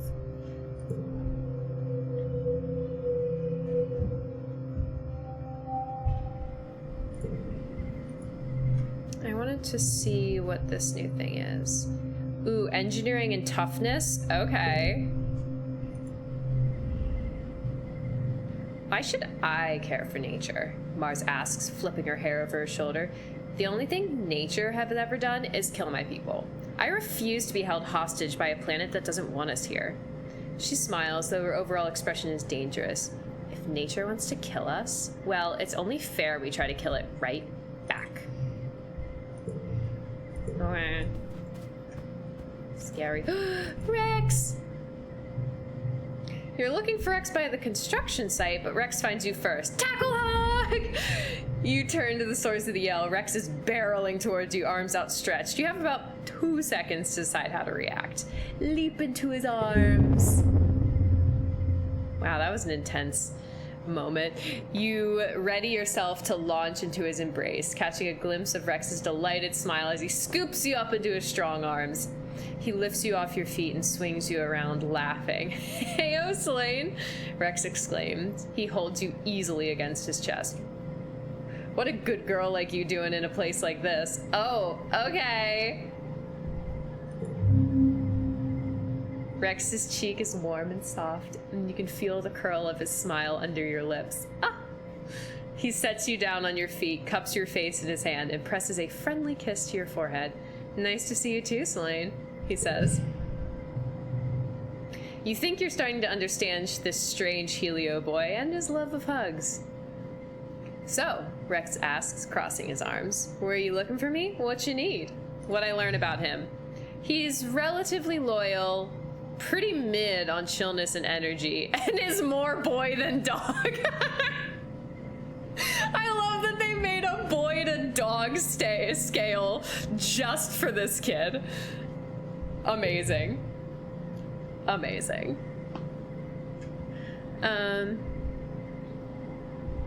Let's do something fun. Rex tilts his head to the side. "Like what?"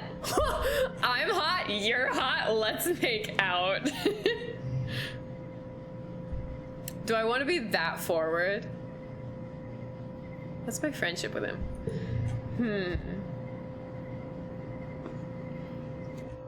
This is a toughie.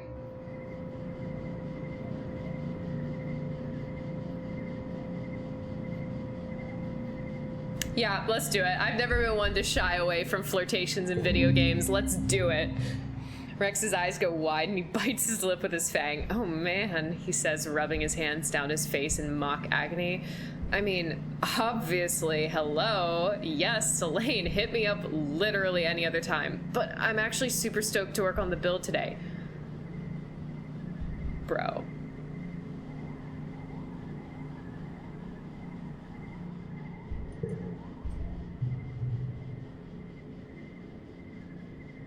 He looks over his shoulder at the construction project behind him, then looks back at you with a devilish smile. "If you want, you can come see what we're working on. There's lots of cool little private rooms and stuff."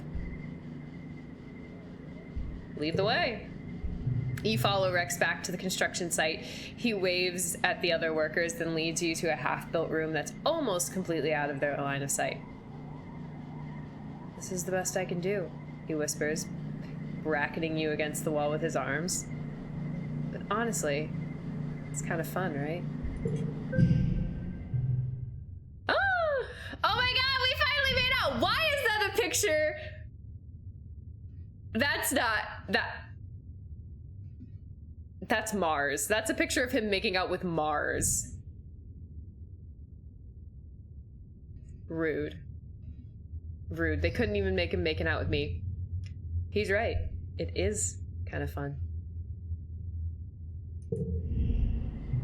You and Rex emerge from... Oh, look! I have no stress anymore from making out. You and Rex emerge from the construction site sometime later, rumpled and kiss-bitten and just a little bit contrite. The other construction workers tactfully don't take notice as Rex kisses you one more time and sends you off with a jaunty wave. You feel more relaxed than you have for weeks.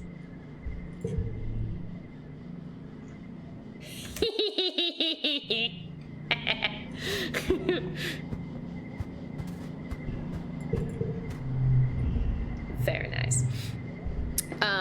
You and Nomi are talking when they suddenly go quiet and look down at the ground. Seconds later, a group of Helio soldiers walk past you, ignoring you and Nomi entirely.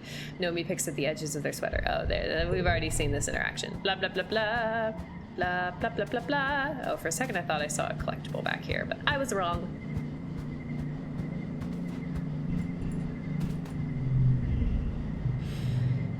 Yep, already seen that one. Wait, when's your birthday? Keep forgetting everybody's birthday. Late wet? Not yet. Nem. That could have been you, Nem. It could have been you. Early dust? Wait, is it early dust? It is early dust. Oh, I don't have the thing she really likes, though. Sad. We'll just give her a flower.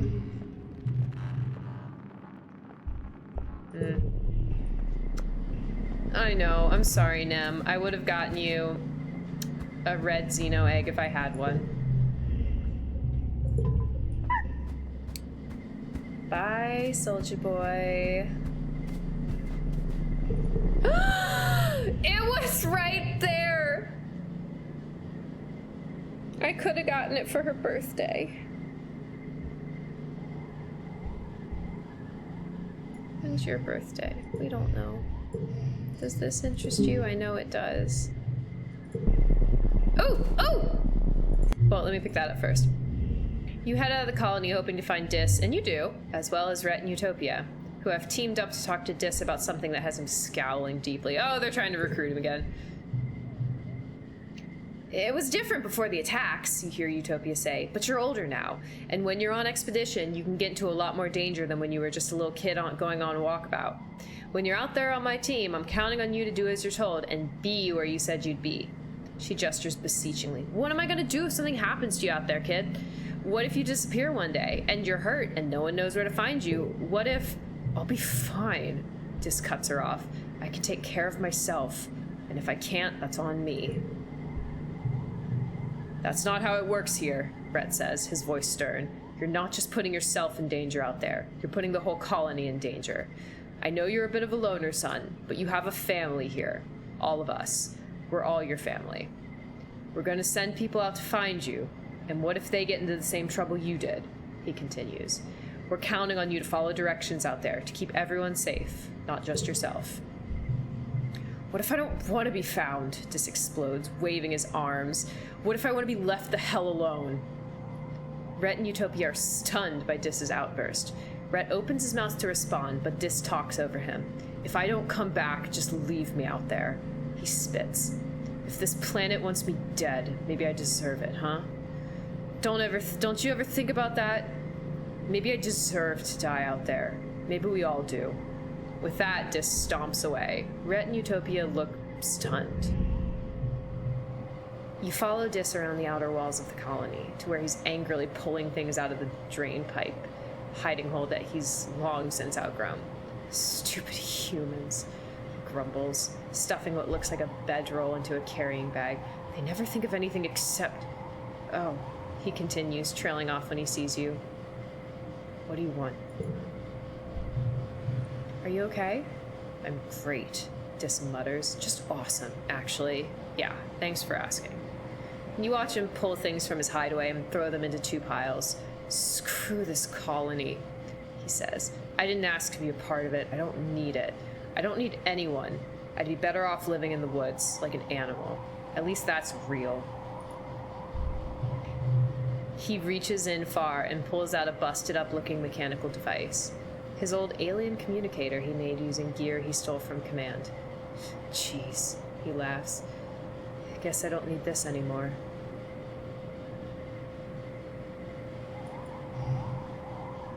This feels like a bad time to flirt, but also...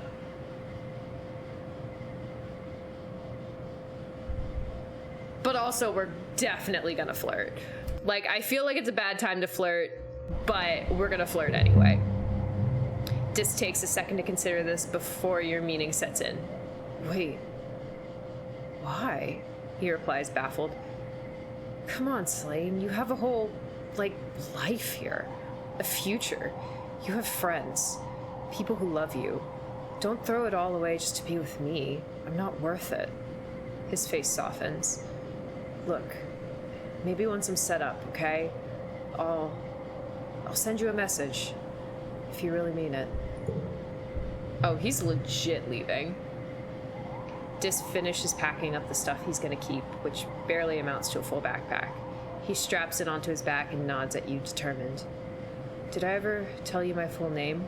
He asks, seemingly randomly. No, you didn't. Dis smiles a little at that, just with the corners of his mouth, as he huffs a self-depreciating laugh. Yeah, I probably wouldn't have. It sucks, honestly. It's dysthemia. The heck? Dysthemia? I'm gonna pretend I know what that means. Doesn't that mean? Yeah, Dis says. It means being sad. What a joke, right? Who names their kid that? He shakes his head. Aunt Anne always talks about how babies make everyone happier. Was my mom sad before she had me and Tang? Or did having us make her sad? His smile twists. Was it me? Was I the reason? Dis scuffs his boot in the dirt. Whatever, he mumbles. No one's cared about me, basically ever. Since before I was born. My own mom didn't love me. The, one person who you think could. He looks at the sky and blinks rapidly. Whatever, he repeats. I'm out of here. Thanks for everything, Selene. You're the only good thing about this shithole. I'm gonna miss you. I'll give him a hug. You throw your arms around Dis, who grunts and pats your back awkwardly. He doesn't relax until you finally relent and let him go. You watch him disappear between the fungal trees. Within minutes, he's out of sight. You're getting ready for bed later that day when you receive a colony-wide announcement through your holopome. It reads as follows. Colony notice. Reminder that there are to be no unauthorized trips outside the walls without prior authorization from Expeditions Command. Anyone caught in violation of this rule will be punished. This includes going for a walk. It is dangerous outside the walls and is only to be done by trained and armed personnel. Thank you, Command. How about that? You send Dis a message. Dis messages you back immediately with just a picture of a knife. You're guessing you didn't get very far. Oh. Poor Dis. I kind of wish he could have run away. I don't know. Feels like that would have kind of been good for him, you know? Wait, I think we decided we wanted to do construction crew this time? What's my stats? Engineering and toughness? Yeah, I like that. Let's do it. Seek gets everyone together to discuss plans for the next big project. The next phase of the construction on the living quarters. You were lucky to get moved during the first phase, if only because your old quarters were crushed by a giant monster. But the people from the heliopods have gradually started transferring from their crowded bunks to bigger rooms. The colony needs a massive construction effort to get everything built. Not just sleeping areas, but larger suites for families, kitchenettes, communal and private toilets, and bathing rooms. Speaking of the Helios, I can't wait to have my own room. Rex is here, and he's pumped. He keeps jostling eagerly from foot to foot. I've never had my own room before. All of us spacer kids slept in family-style barracks until we were old enough to get to the juvenile barracks. I've never had privacy. Whew, man. His eyes go wide. You guys must have parties all the time. I can't wait to have a party in my room. You're gonna love construction, Selene. What are you looking forward to most? Designing a beautiful room. Yeah, Rex replies. I like that part too. I like imagining how people actually use the space I'm making, he adds. Is it going to be a family? Are there little kids or old people? What are they going to do there? He tugs his ears and smiles. I grew up in a barracks. I know what it's like to feel like your space doesn't fit right. I want everyone's spaces to feel good for them. Get to work. Oof. Becomes blue. It's a lot of 5s, so maybe we can 5, 5, 5.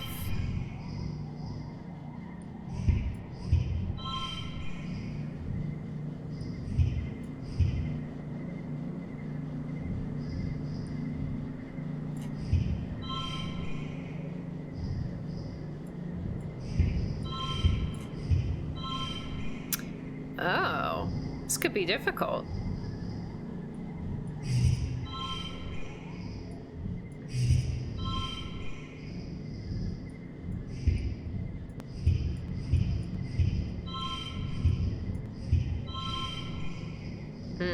It's worse.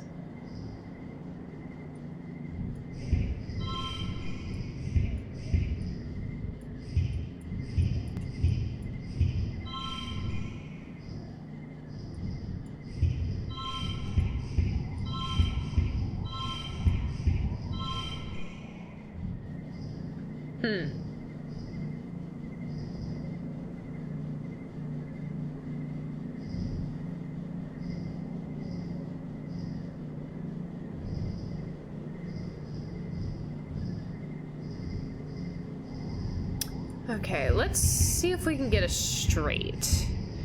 Because if we do this, then that becomes a 6.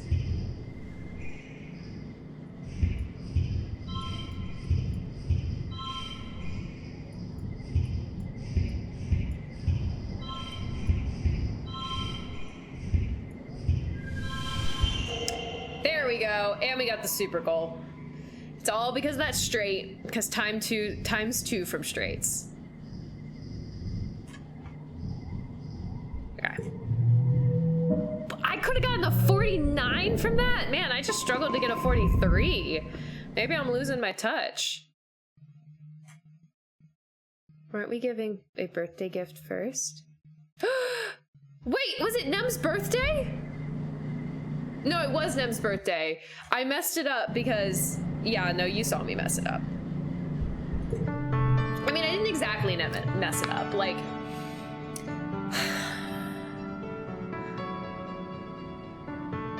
Like, I didn't have any red Xeno eggs. Yeah. And then I gave her something, and then I got a red Xeno egg.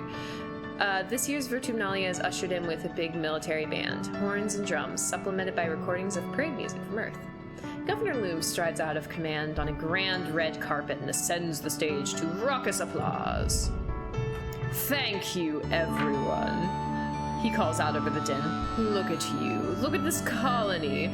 Finally, truly united in war. All it took was a common enemy, he declares. I look at you beautiful people, you strong people, you good human people, and I see a fire in your eyes. I see courage in your hearts. I see a colony that's ready to win. I see a colony that's here to stay. Vertumna, do you hear me?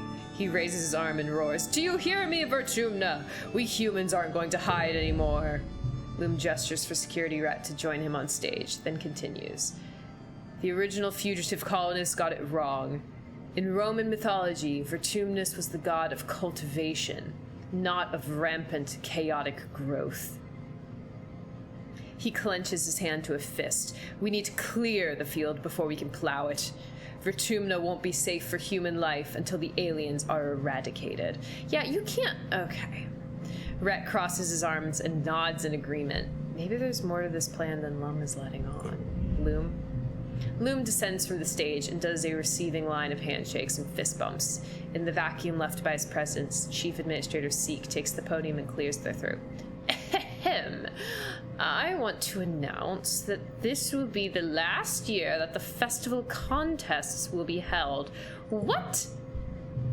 A sound of protest rises from the crowd, and near the front, Loom just shrugs theatrically and mouths, "Not my fault." Seek looks down at him pointedly, then continues. This war will use our colony resources at a tremendous rate, including the most valuable, time. Loom takes the stage again and soothes the crowd. I do have some good news, he declares. Starting today, the colony is going to be granting requests from people who want to have children. A happy murmur bubbles through the crowd. Yes, that's right. It's time to start on the next generation of Vertumnans and secure a future for our children. Loom pumps his fist in the air. Humans, humans, humans. Anyway, about this war on nature... I think it's stupid, Cal says immediately. I know survival is important, but we don't have to kill things to survive here. Mars rolls her eyes. Ugh, duh, of course you'd think that, she mutters. Personally, I think Loom is a total nullhead. He's not that much older than me. what is he, like 24? And everyone listens to him? She flips her hair over her shoulder. They should listen to me instead. How old is he actually? Wait, is he not in here? Oh, there he is. 32. He's 32. Finally, you're all called to participate in the games. The last ones, maybe forever. If this war on nature ever ends, you'll probably be an adult. As your friends all separate into their usual games, you realize that this may be the last time that you just get to be kids. What do you choose? What do I choose?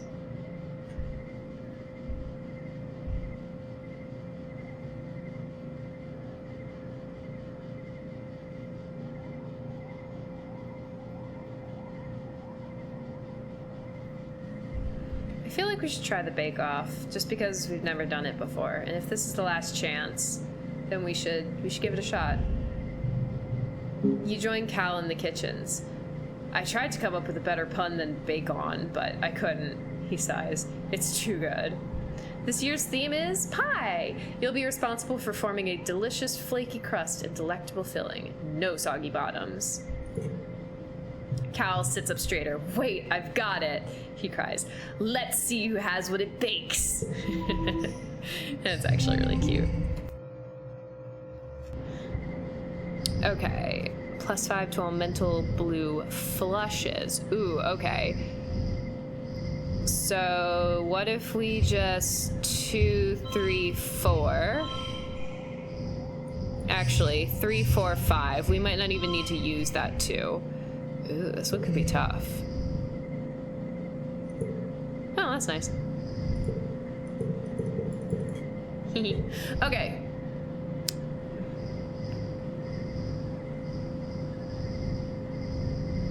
We have lots of 5s and 6s. So what if we, like, just get a bunch of 5s in here?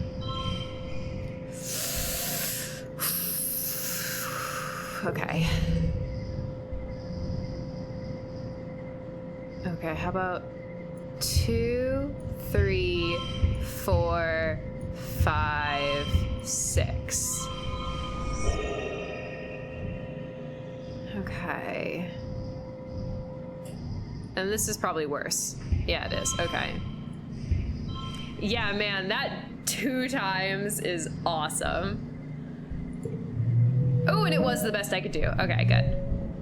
+1, organizing. Yay. Cal's pie comes out technically perfect, golden brown and flaky, with a tart bobber fruit jelly, but the taste is kind of bland. It's just so-so. The judges remark that it could have used salt. Your pie, on the other hand, comes out looking and tasting great. You clearly have what it bakes. Wow, look at my amazing pie. After the festivities, everyone is supposed to take a day's vacation. You and your friends relax, but the adults move around the colony like ants in a hive, fortifying the walls and preparing for the human offensive against the planet.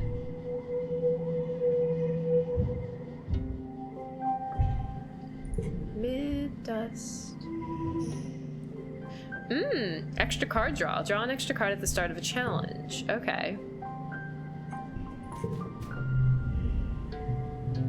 Okay, wait. Gotta check birthdays again because it doesn't stick. I can barely remember, like, real people's birthdays, let alone video game character birthdays. Everybody's hot. Have a stick.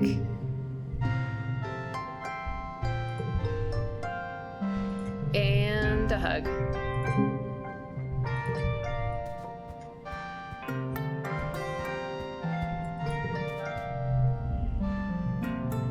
Cal is hard at work in the garden. Even under the burning hot sun, his shoulders are tanned a deep caramel brown, with tan lines poking out from under the straps of his tank top. He says, unscrewing his canteen and taking a deep drink. It's hard to remember to stay hydrated when you don't feel the heat. Oh, is that like your augment or something?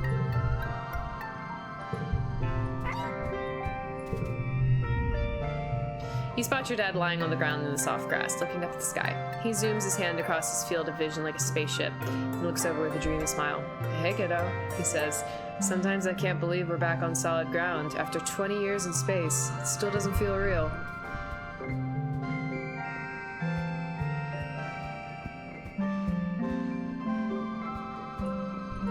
Hey, soldier boy.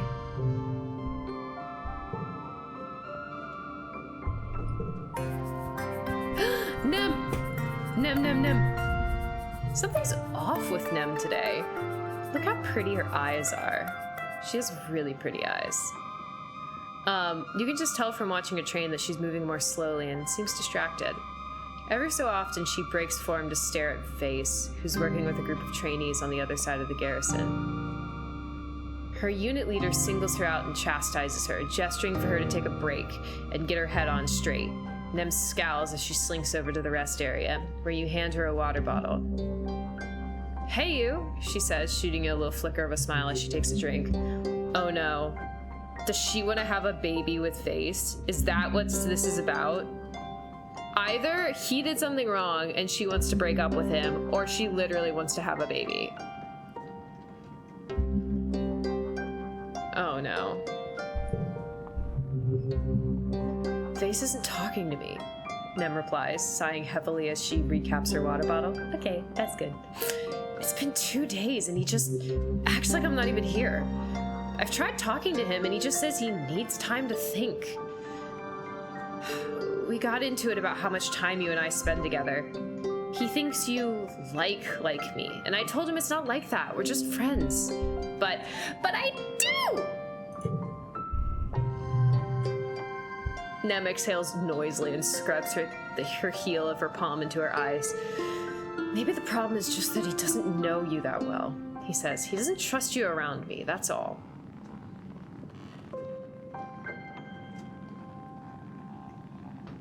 Oh no.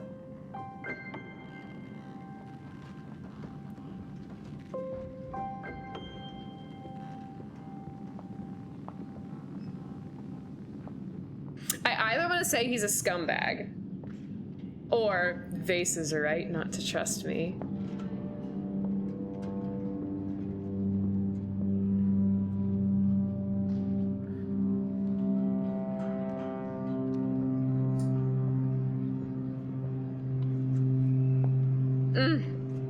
This is so hard, and there's too much.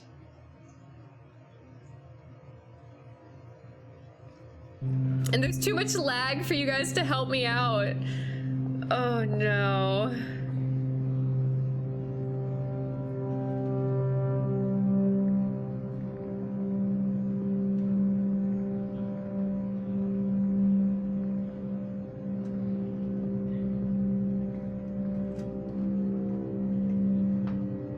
I'm thinking, give me a second. I feel like I'm leaning towards the flirty Nem or Diz.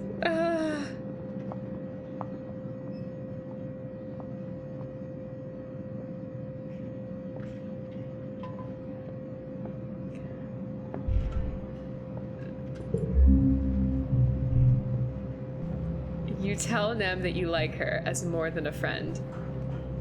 You have feelings you want to share. Nem goes completely still as the color drains from her cheeks. Her eyes dart over to Vance on the other side of the room. Please don't say stuff like that, Slane, she mutters. You're only gonna make it worse for me.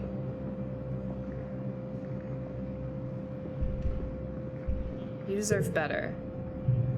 I can't talk about this here, Nem says, taking a few steps away from you. Please don't do this to me. I'm with Vance, Slane. That's just the way it is. If you're really my friend, you gotta understand that. Her eyes dart back over to Vance. I know he's kind of rough around the edges, but he's a good guy underneath. I promise. He only gets mean about stuff because he cares so much about keeping everyone safe. I don't think that necessarily went well.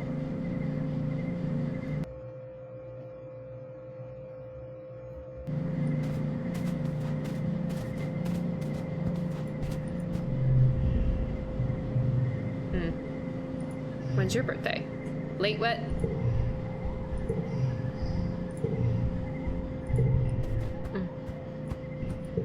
Yeah, I don't think that went great. Nomi and Rex are relaxing together on the couch, legs intertwined. Rex spots you first and gives you a jaunty wave, and Nomi follows, his gaze with a big smile. Hey, Selene, Nomi says, scooting over easily so there's space for you on the couch. Rex pats the cushion invitingly. We were just talking about what we'd rather have as a pet. A hot eye as big as a Unisaur or a Unisaur as small as a hot eye? What do you think? Both? Probably a Unisaur as small as a hot eye. Rex whistles as you approach, giving you a heated up and down look with his eyes. Did you do something different with your hair? He asks, then leans in to sniff you. New perfume? No. Is that a new shirt? Whatever you're doing, it's working for you. He makes a claw with one hand and growls sexily at you, then cracks up. Okay.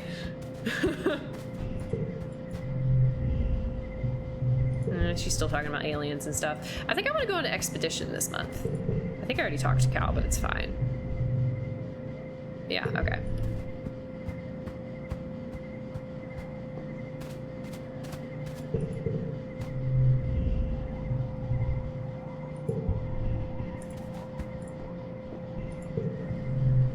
Okay, I want to go to the valley.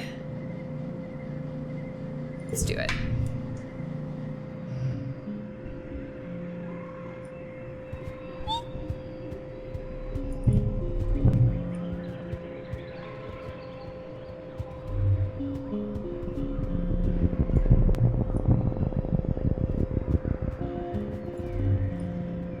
Yeah, we're gonna do hop on. Or, I mean, whatever this thing is called. You come across not just one Vriki, but a whole swarm of them. Mostly just baby ones. About the size of your head. They're all amassed around the massive tree, scurrying up and down the trunk. When you can see the tree itself under the swarm, you notice that's the same pale pink as the baby Vriki. Its tentacle-like roots meander a fairly large distance before plunging into the ground. When the Vriki see you approach, they get agitated, and they look hungry. Definitely hungry. Like dozens of hungry, grapefruit-sized furry pig soldiers. The stuff of nightmares. Your pet, Riki Tiki, doesn't seem scared at all. Maybe they aren't so bad. You walk up to the tree and put your hand on it. The baby Vriki swarm around the trunk, very upset with you, but they calm down when they see you aren't doing anything. There's an unmistakable thrum of life under your hand. Not just from the proximity of the baby Vriki, but from the tree itself. It's warm and leathery, and you can feel something like a pulse. It's alive? Yeah, I already had max animals. It seems like the tree itself is a Vriki, just in a different phase of its life cycle. Does that mean the little clusters of fruit in its branches are Vriki eggs? Or maybe cocoons? There's so much you don't know, but you do know that this nursery tree is a special place. There's nothing to forage here, though. These ravenous youngsters have stripped every edible from a wide radius. You move on. Oh, I didn't mean to click that, but it's fine. A bristle slug is rooting around in the underbush, like a little porcupine. With no legs. Well, little is relative. It comes up to your waist, and it must be at least 100 kilograms. You've seen a few of these up at Geoponics. They're easy to catch, and their spines and berries naturally fall off and are edible. A chewy, renewable source of food, kind of like jerky. Maybe you could catch this one. Yeah, let's catch it! Alright, +3 bonus to pairs. I like that. Maybe if we, like, 4 it? What? Why is that not making a pair?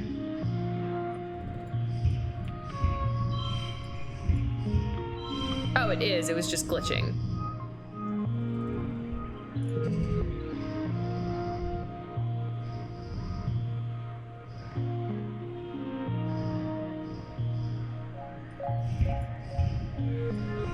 Five, 6, 7. Yay.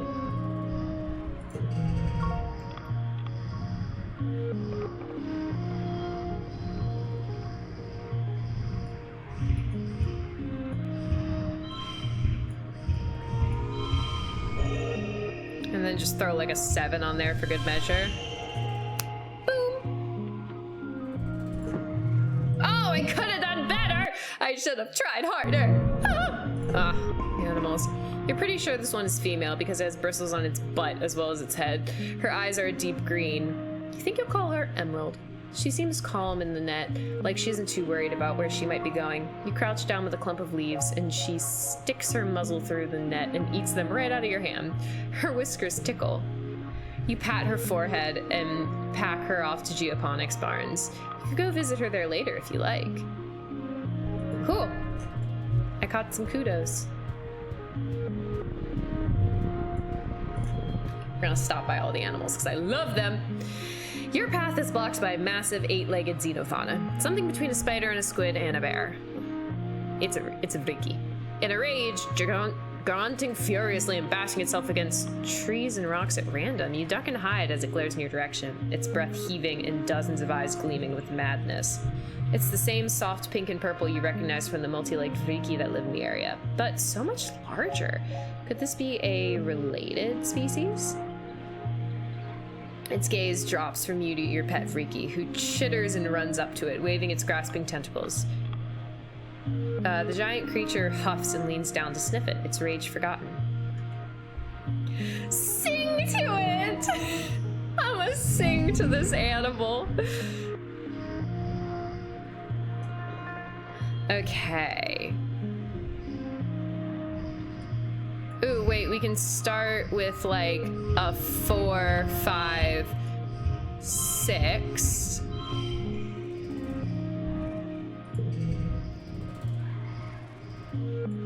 And then another 4, 5, 6. Oh, wait, what? Oh. Oh no, I don't hate that. 5, 5, 5, 6. Okay, I don't hate that. Okay, that would become a 4, 5, 6, but then if I put that next to it, it's gonna become a 5, which I don't love. Okay, wait, let me try this again. So what if that becomes a 5?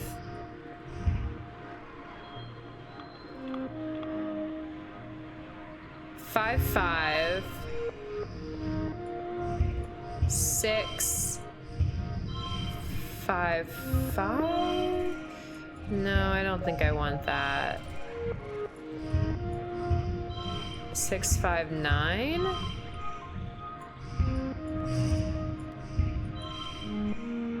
Okay.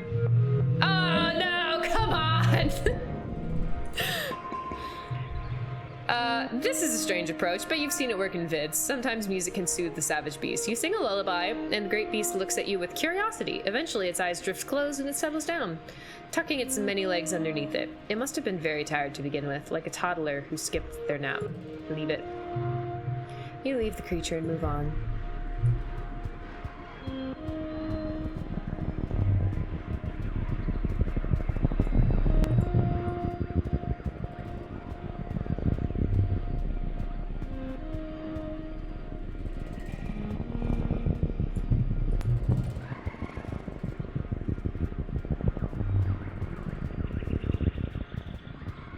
I'm gonna get so lost in here, aren't I?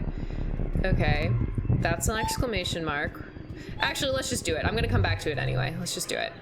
You spent some time working in geoponics, so you know your way around a plant or two. Walking through this area, you notice something different about it. The bare ground feels bouncy like a trampoline, and the plants all look weirdly stunted. Not a lot can stifle nature here, so it's honestly a little weird that there's no grasses or mosses around here.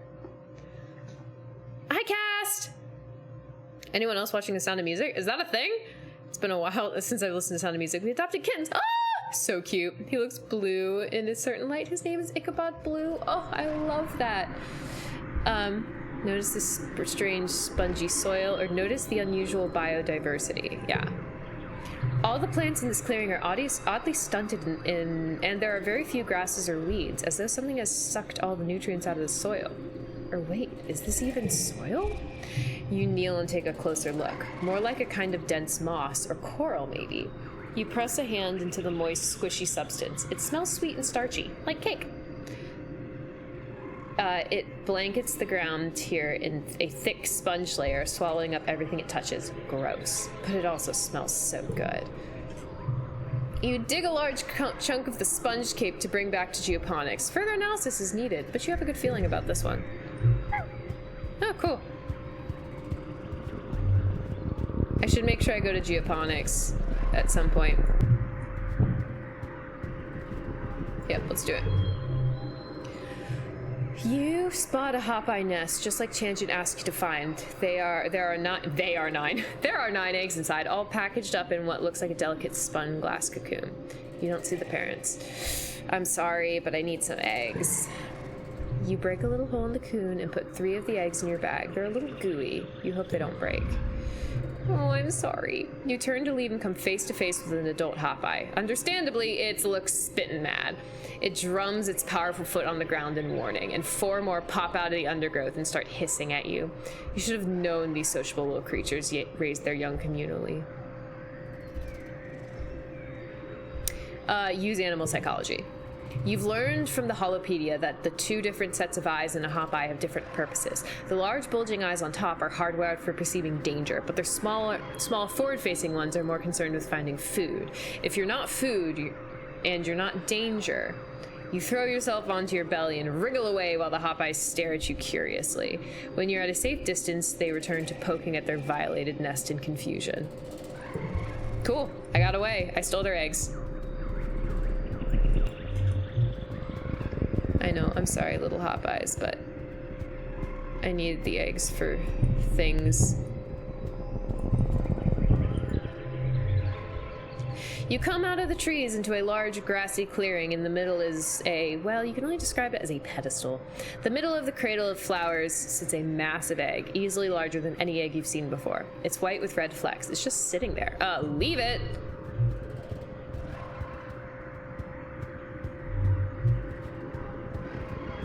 Oh, we're already, I think, okay, I know.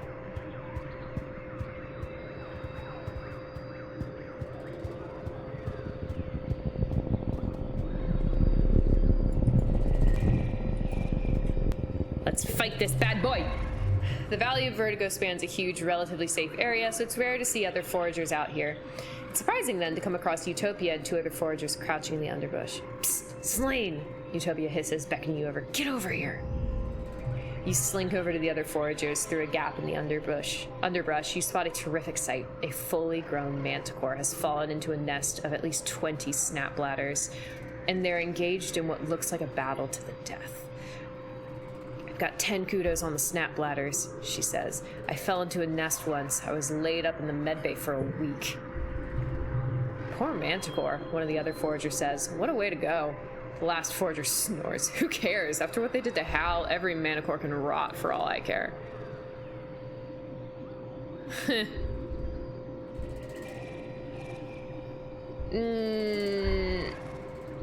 I feel a little bad, but we're not going to get in the middle of this.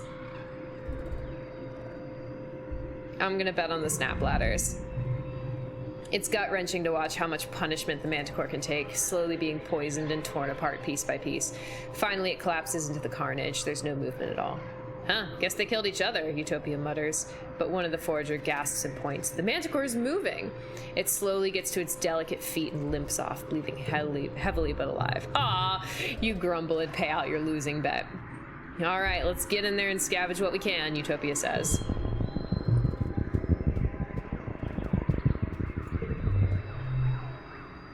You decide to take a shortcut through the jungle to a path where you were sure was just up ahead, and now you're lost. Everything looks the same here.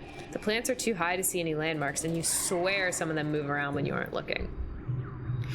You try to check your positioning with your holopalm, but the damn thing isn't working, and it won't connect to the long-range communications either. Typical. Utopia did warn you the columns are flaky out here. You think you can tell north from the position of the 2 suns, but that's it. Orienteer a way out of here! You climb a tree and chart a path through the wilderness from above. With that information in your holopalm, navigating to the nearest landmark is a breeze. Nice.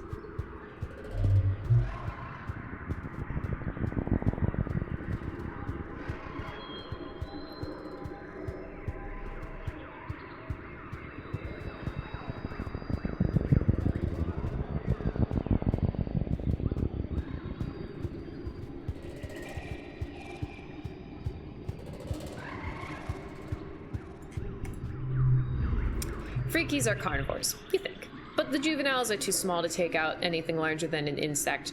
Not so much the case with this one. The Freaky blocking your path is pretty large. Probably about as tall as your waist, and it's growling at you over the carcass of something even bigger, which seems to be missing its head. Yuck. Science comes at a cost. You're not sure if it killed or scavenged the dead animal, but it's dragged it onto the path and looks ready to fight for it. Fight it! I just kind of want the combat experience, to be honest. Okay, +1 to physical red cards, and this one will become red.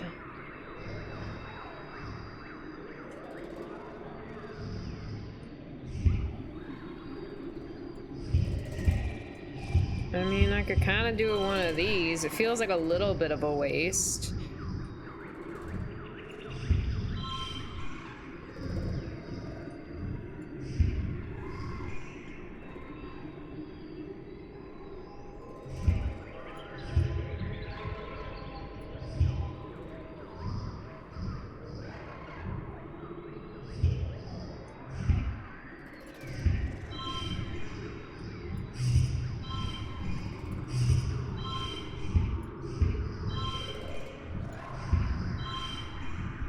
Okay.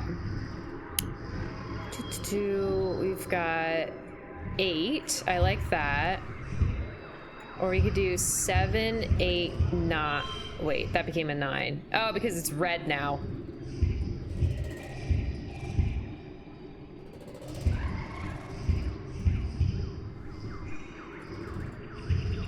Nine, 7, 8, 9, and then just add another 7 here to get that 43.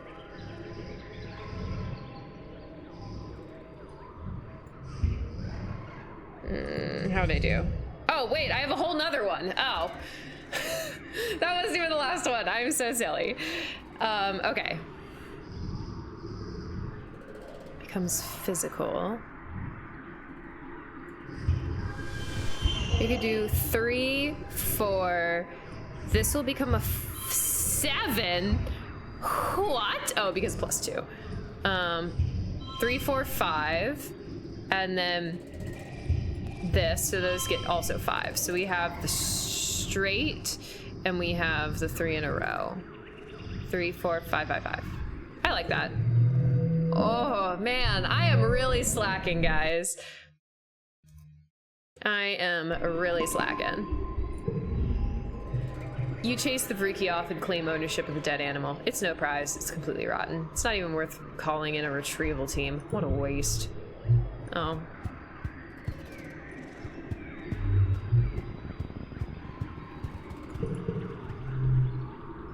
Something's odd about the ground here that draws your attention. It's oddly lumpy. Scope it out.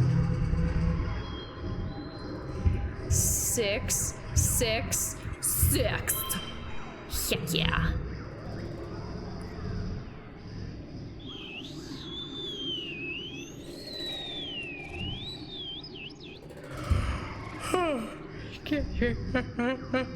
We might be getting to that part of the night.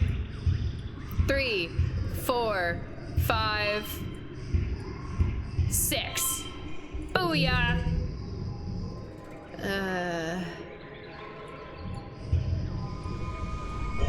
4, 5, 6. Can I make it a 6? No, it's just a 5.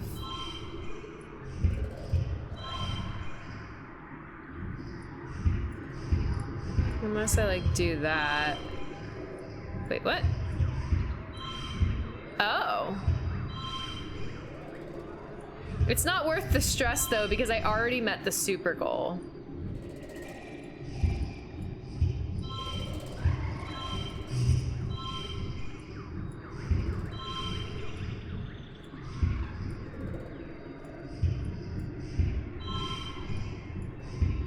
Oh, 52. That's pretty good.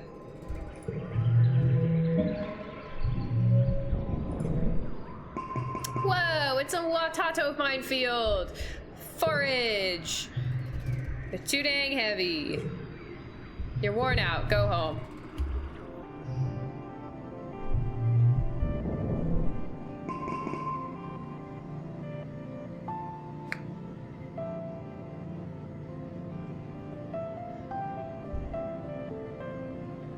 Yay, and I got +2 biology.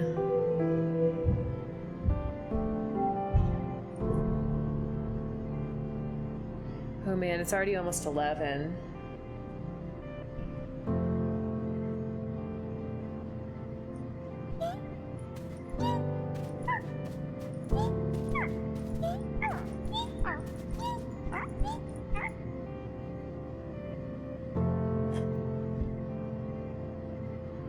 I might have to call it there. Are we almost 18? We're close. Sort of. We're 17. So we will be 18 next year.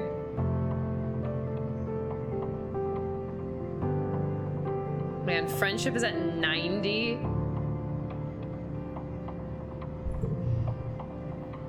I think I might have to call it for tonight. It's getting a little late.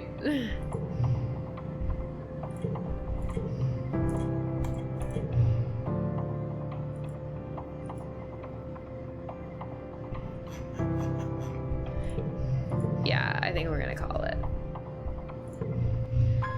But this has been wunderbar. This has been wonderful. You are sleepy as well. Don't worry, we'll play sometime later. But as a reminder, I most likely will not be streaming for 1 week, as in this time next Tuesday will be my next stream. Most likely, just I'll update you on the Discord, but most likely will not be streaming on Sunday because I'll be hanging out with DJ Brownie. And most likely will be streaming on Tuesday, hopefully with DJ Brownie in tow. So yeah, that's that. I will be headed home on Friday, so exciting. Yeah. I don't really think I have anything like else special to like chit chat about. So yeah, thank you for the safe travels, PJs. Yeah, no, I think that's kind of it. I'm really enjoying this game. So again, thanks Darth for like gifting it to me, because it's a really good game. I'm really enjoying it. Even though it breaks my heart like 7 times over, I am still really enjoying it. Best investment ever. Thank you guys. I will most likely see you guys in a week. Bye bye.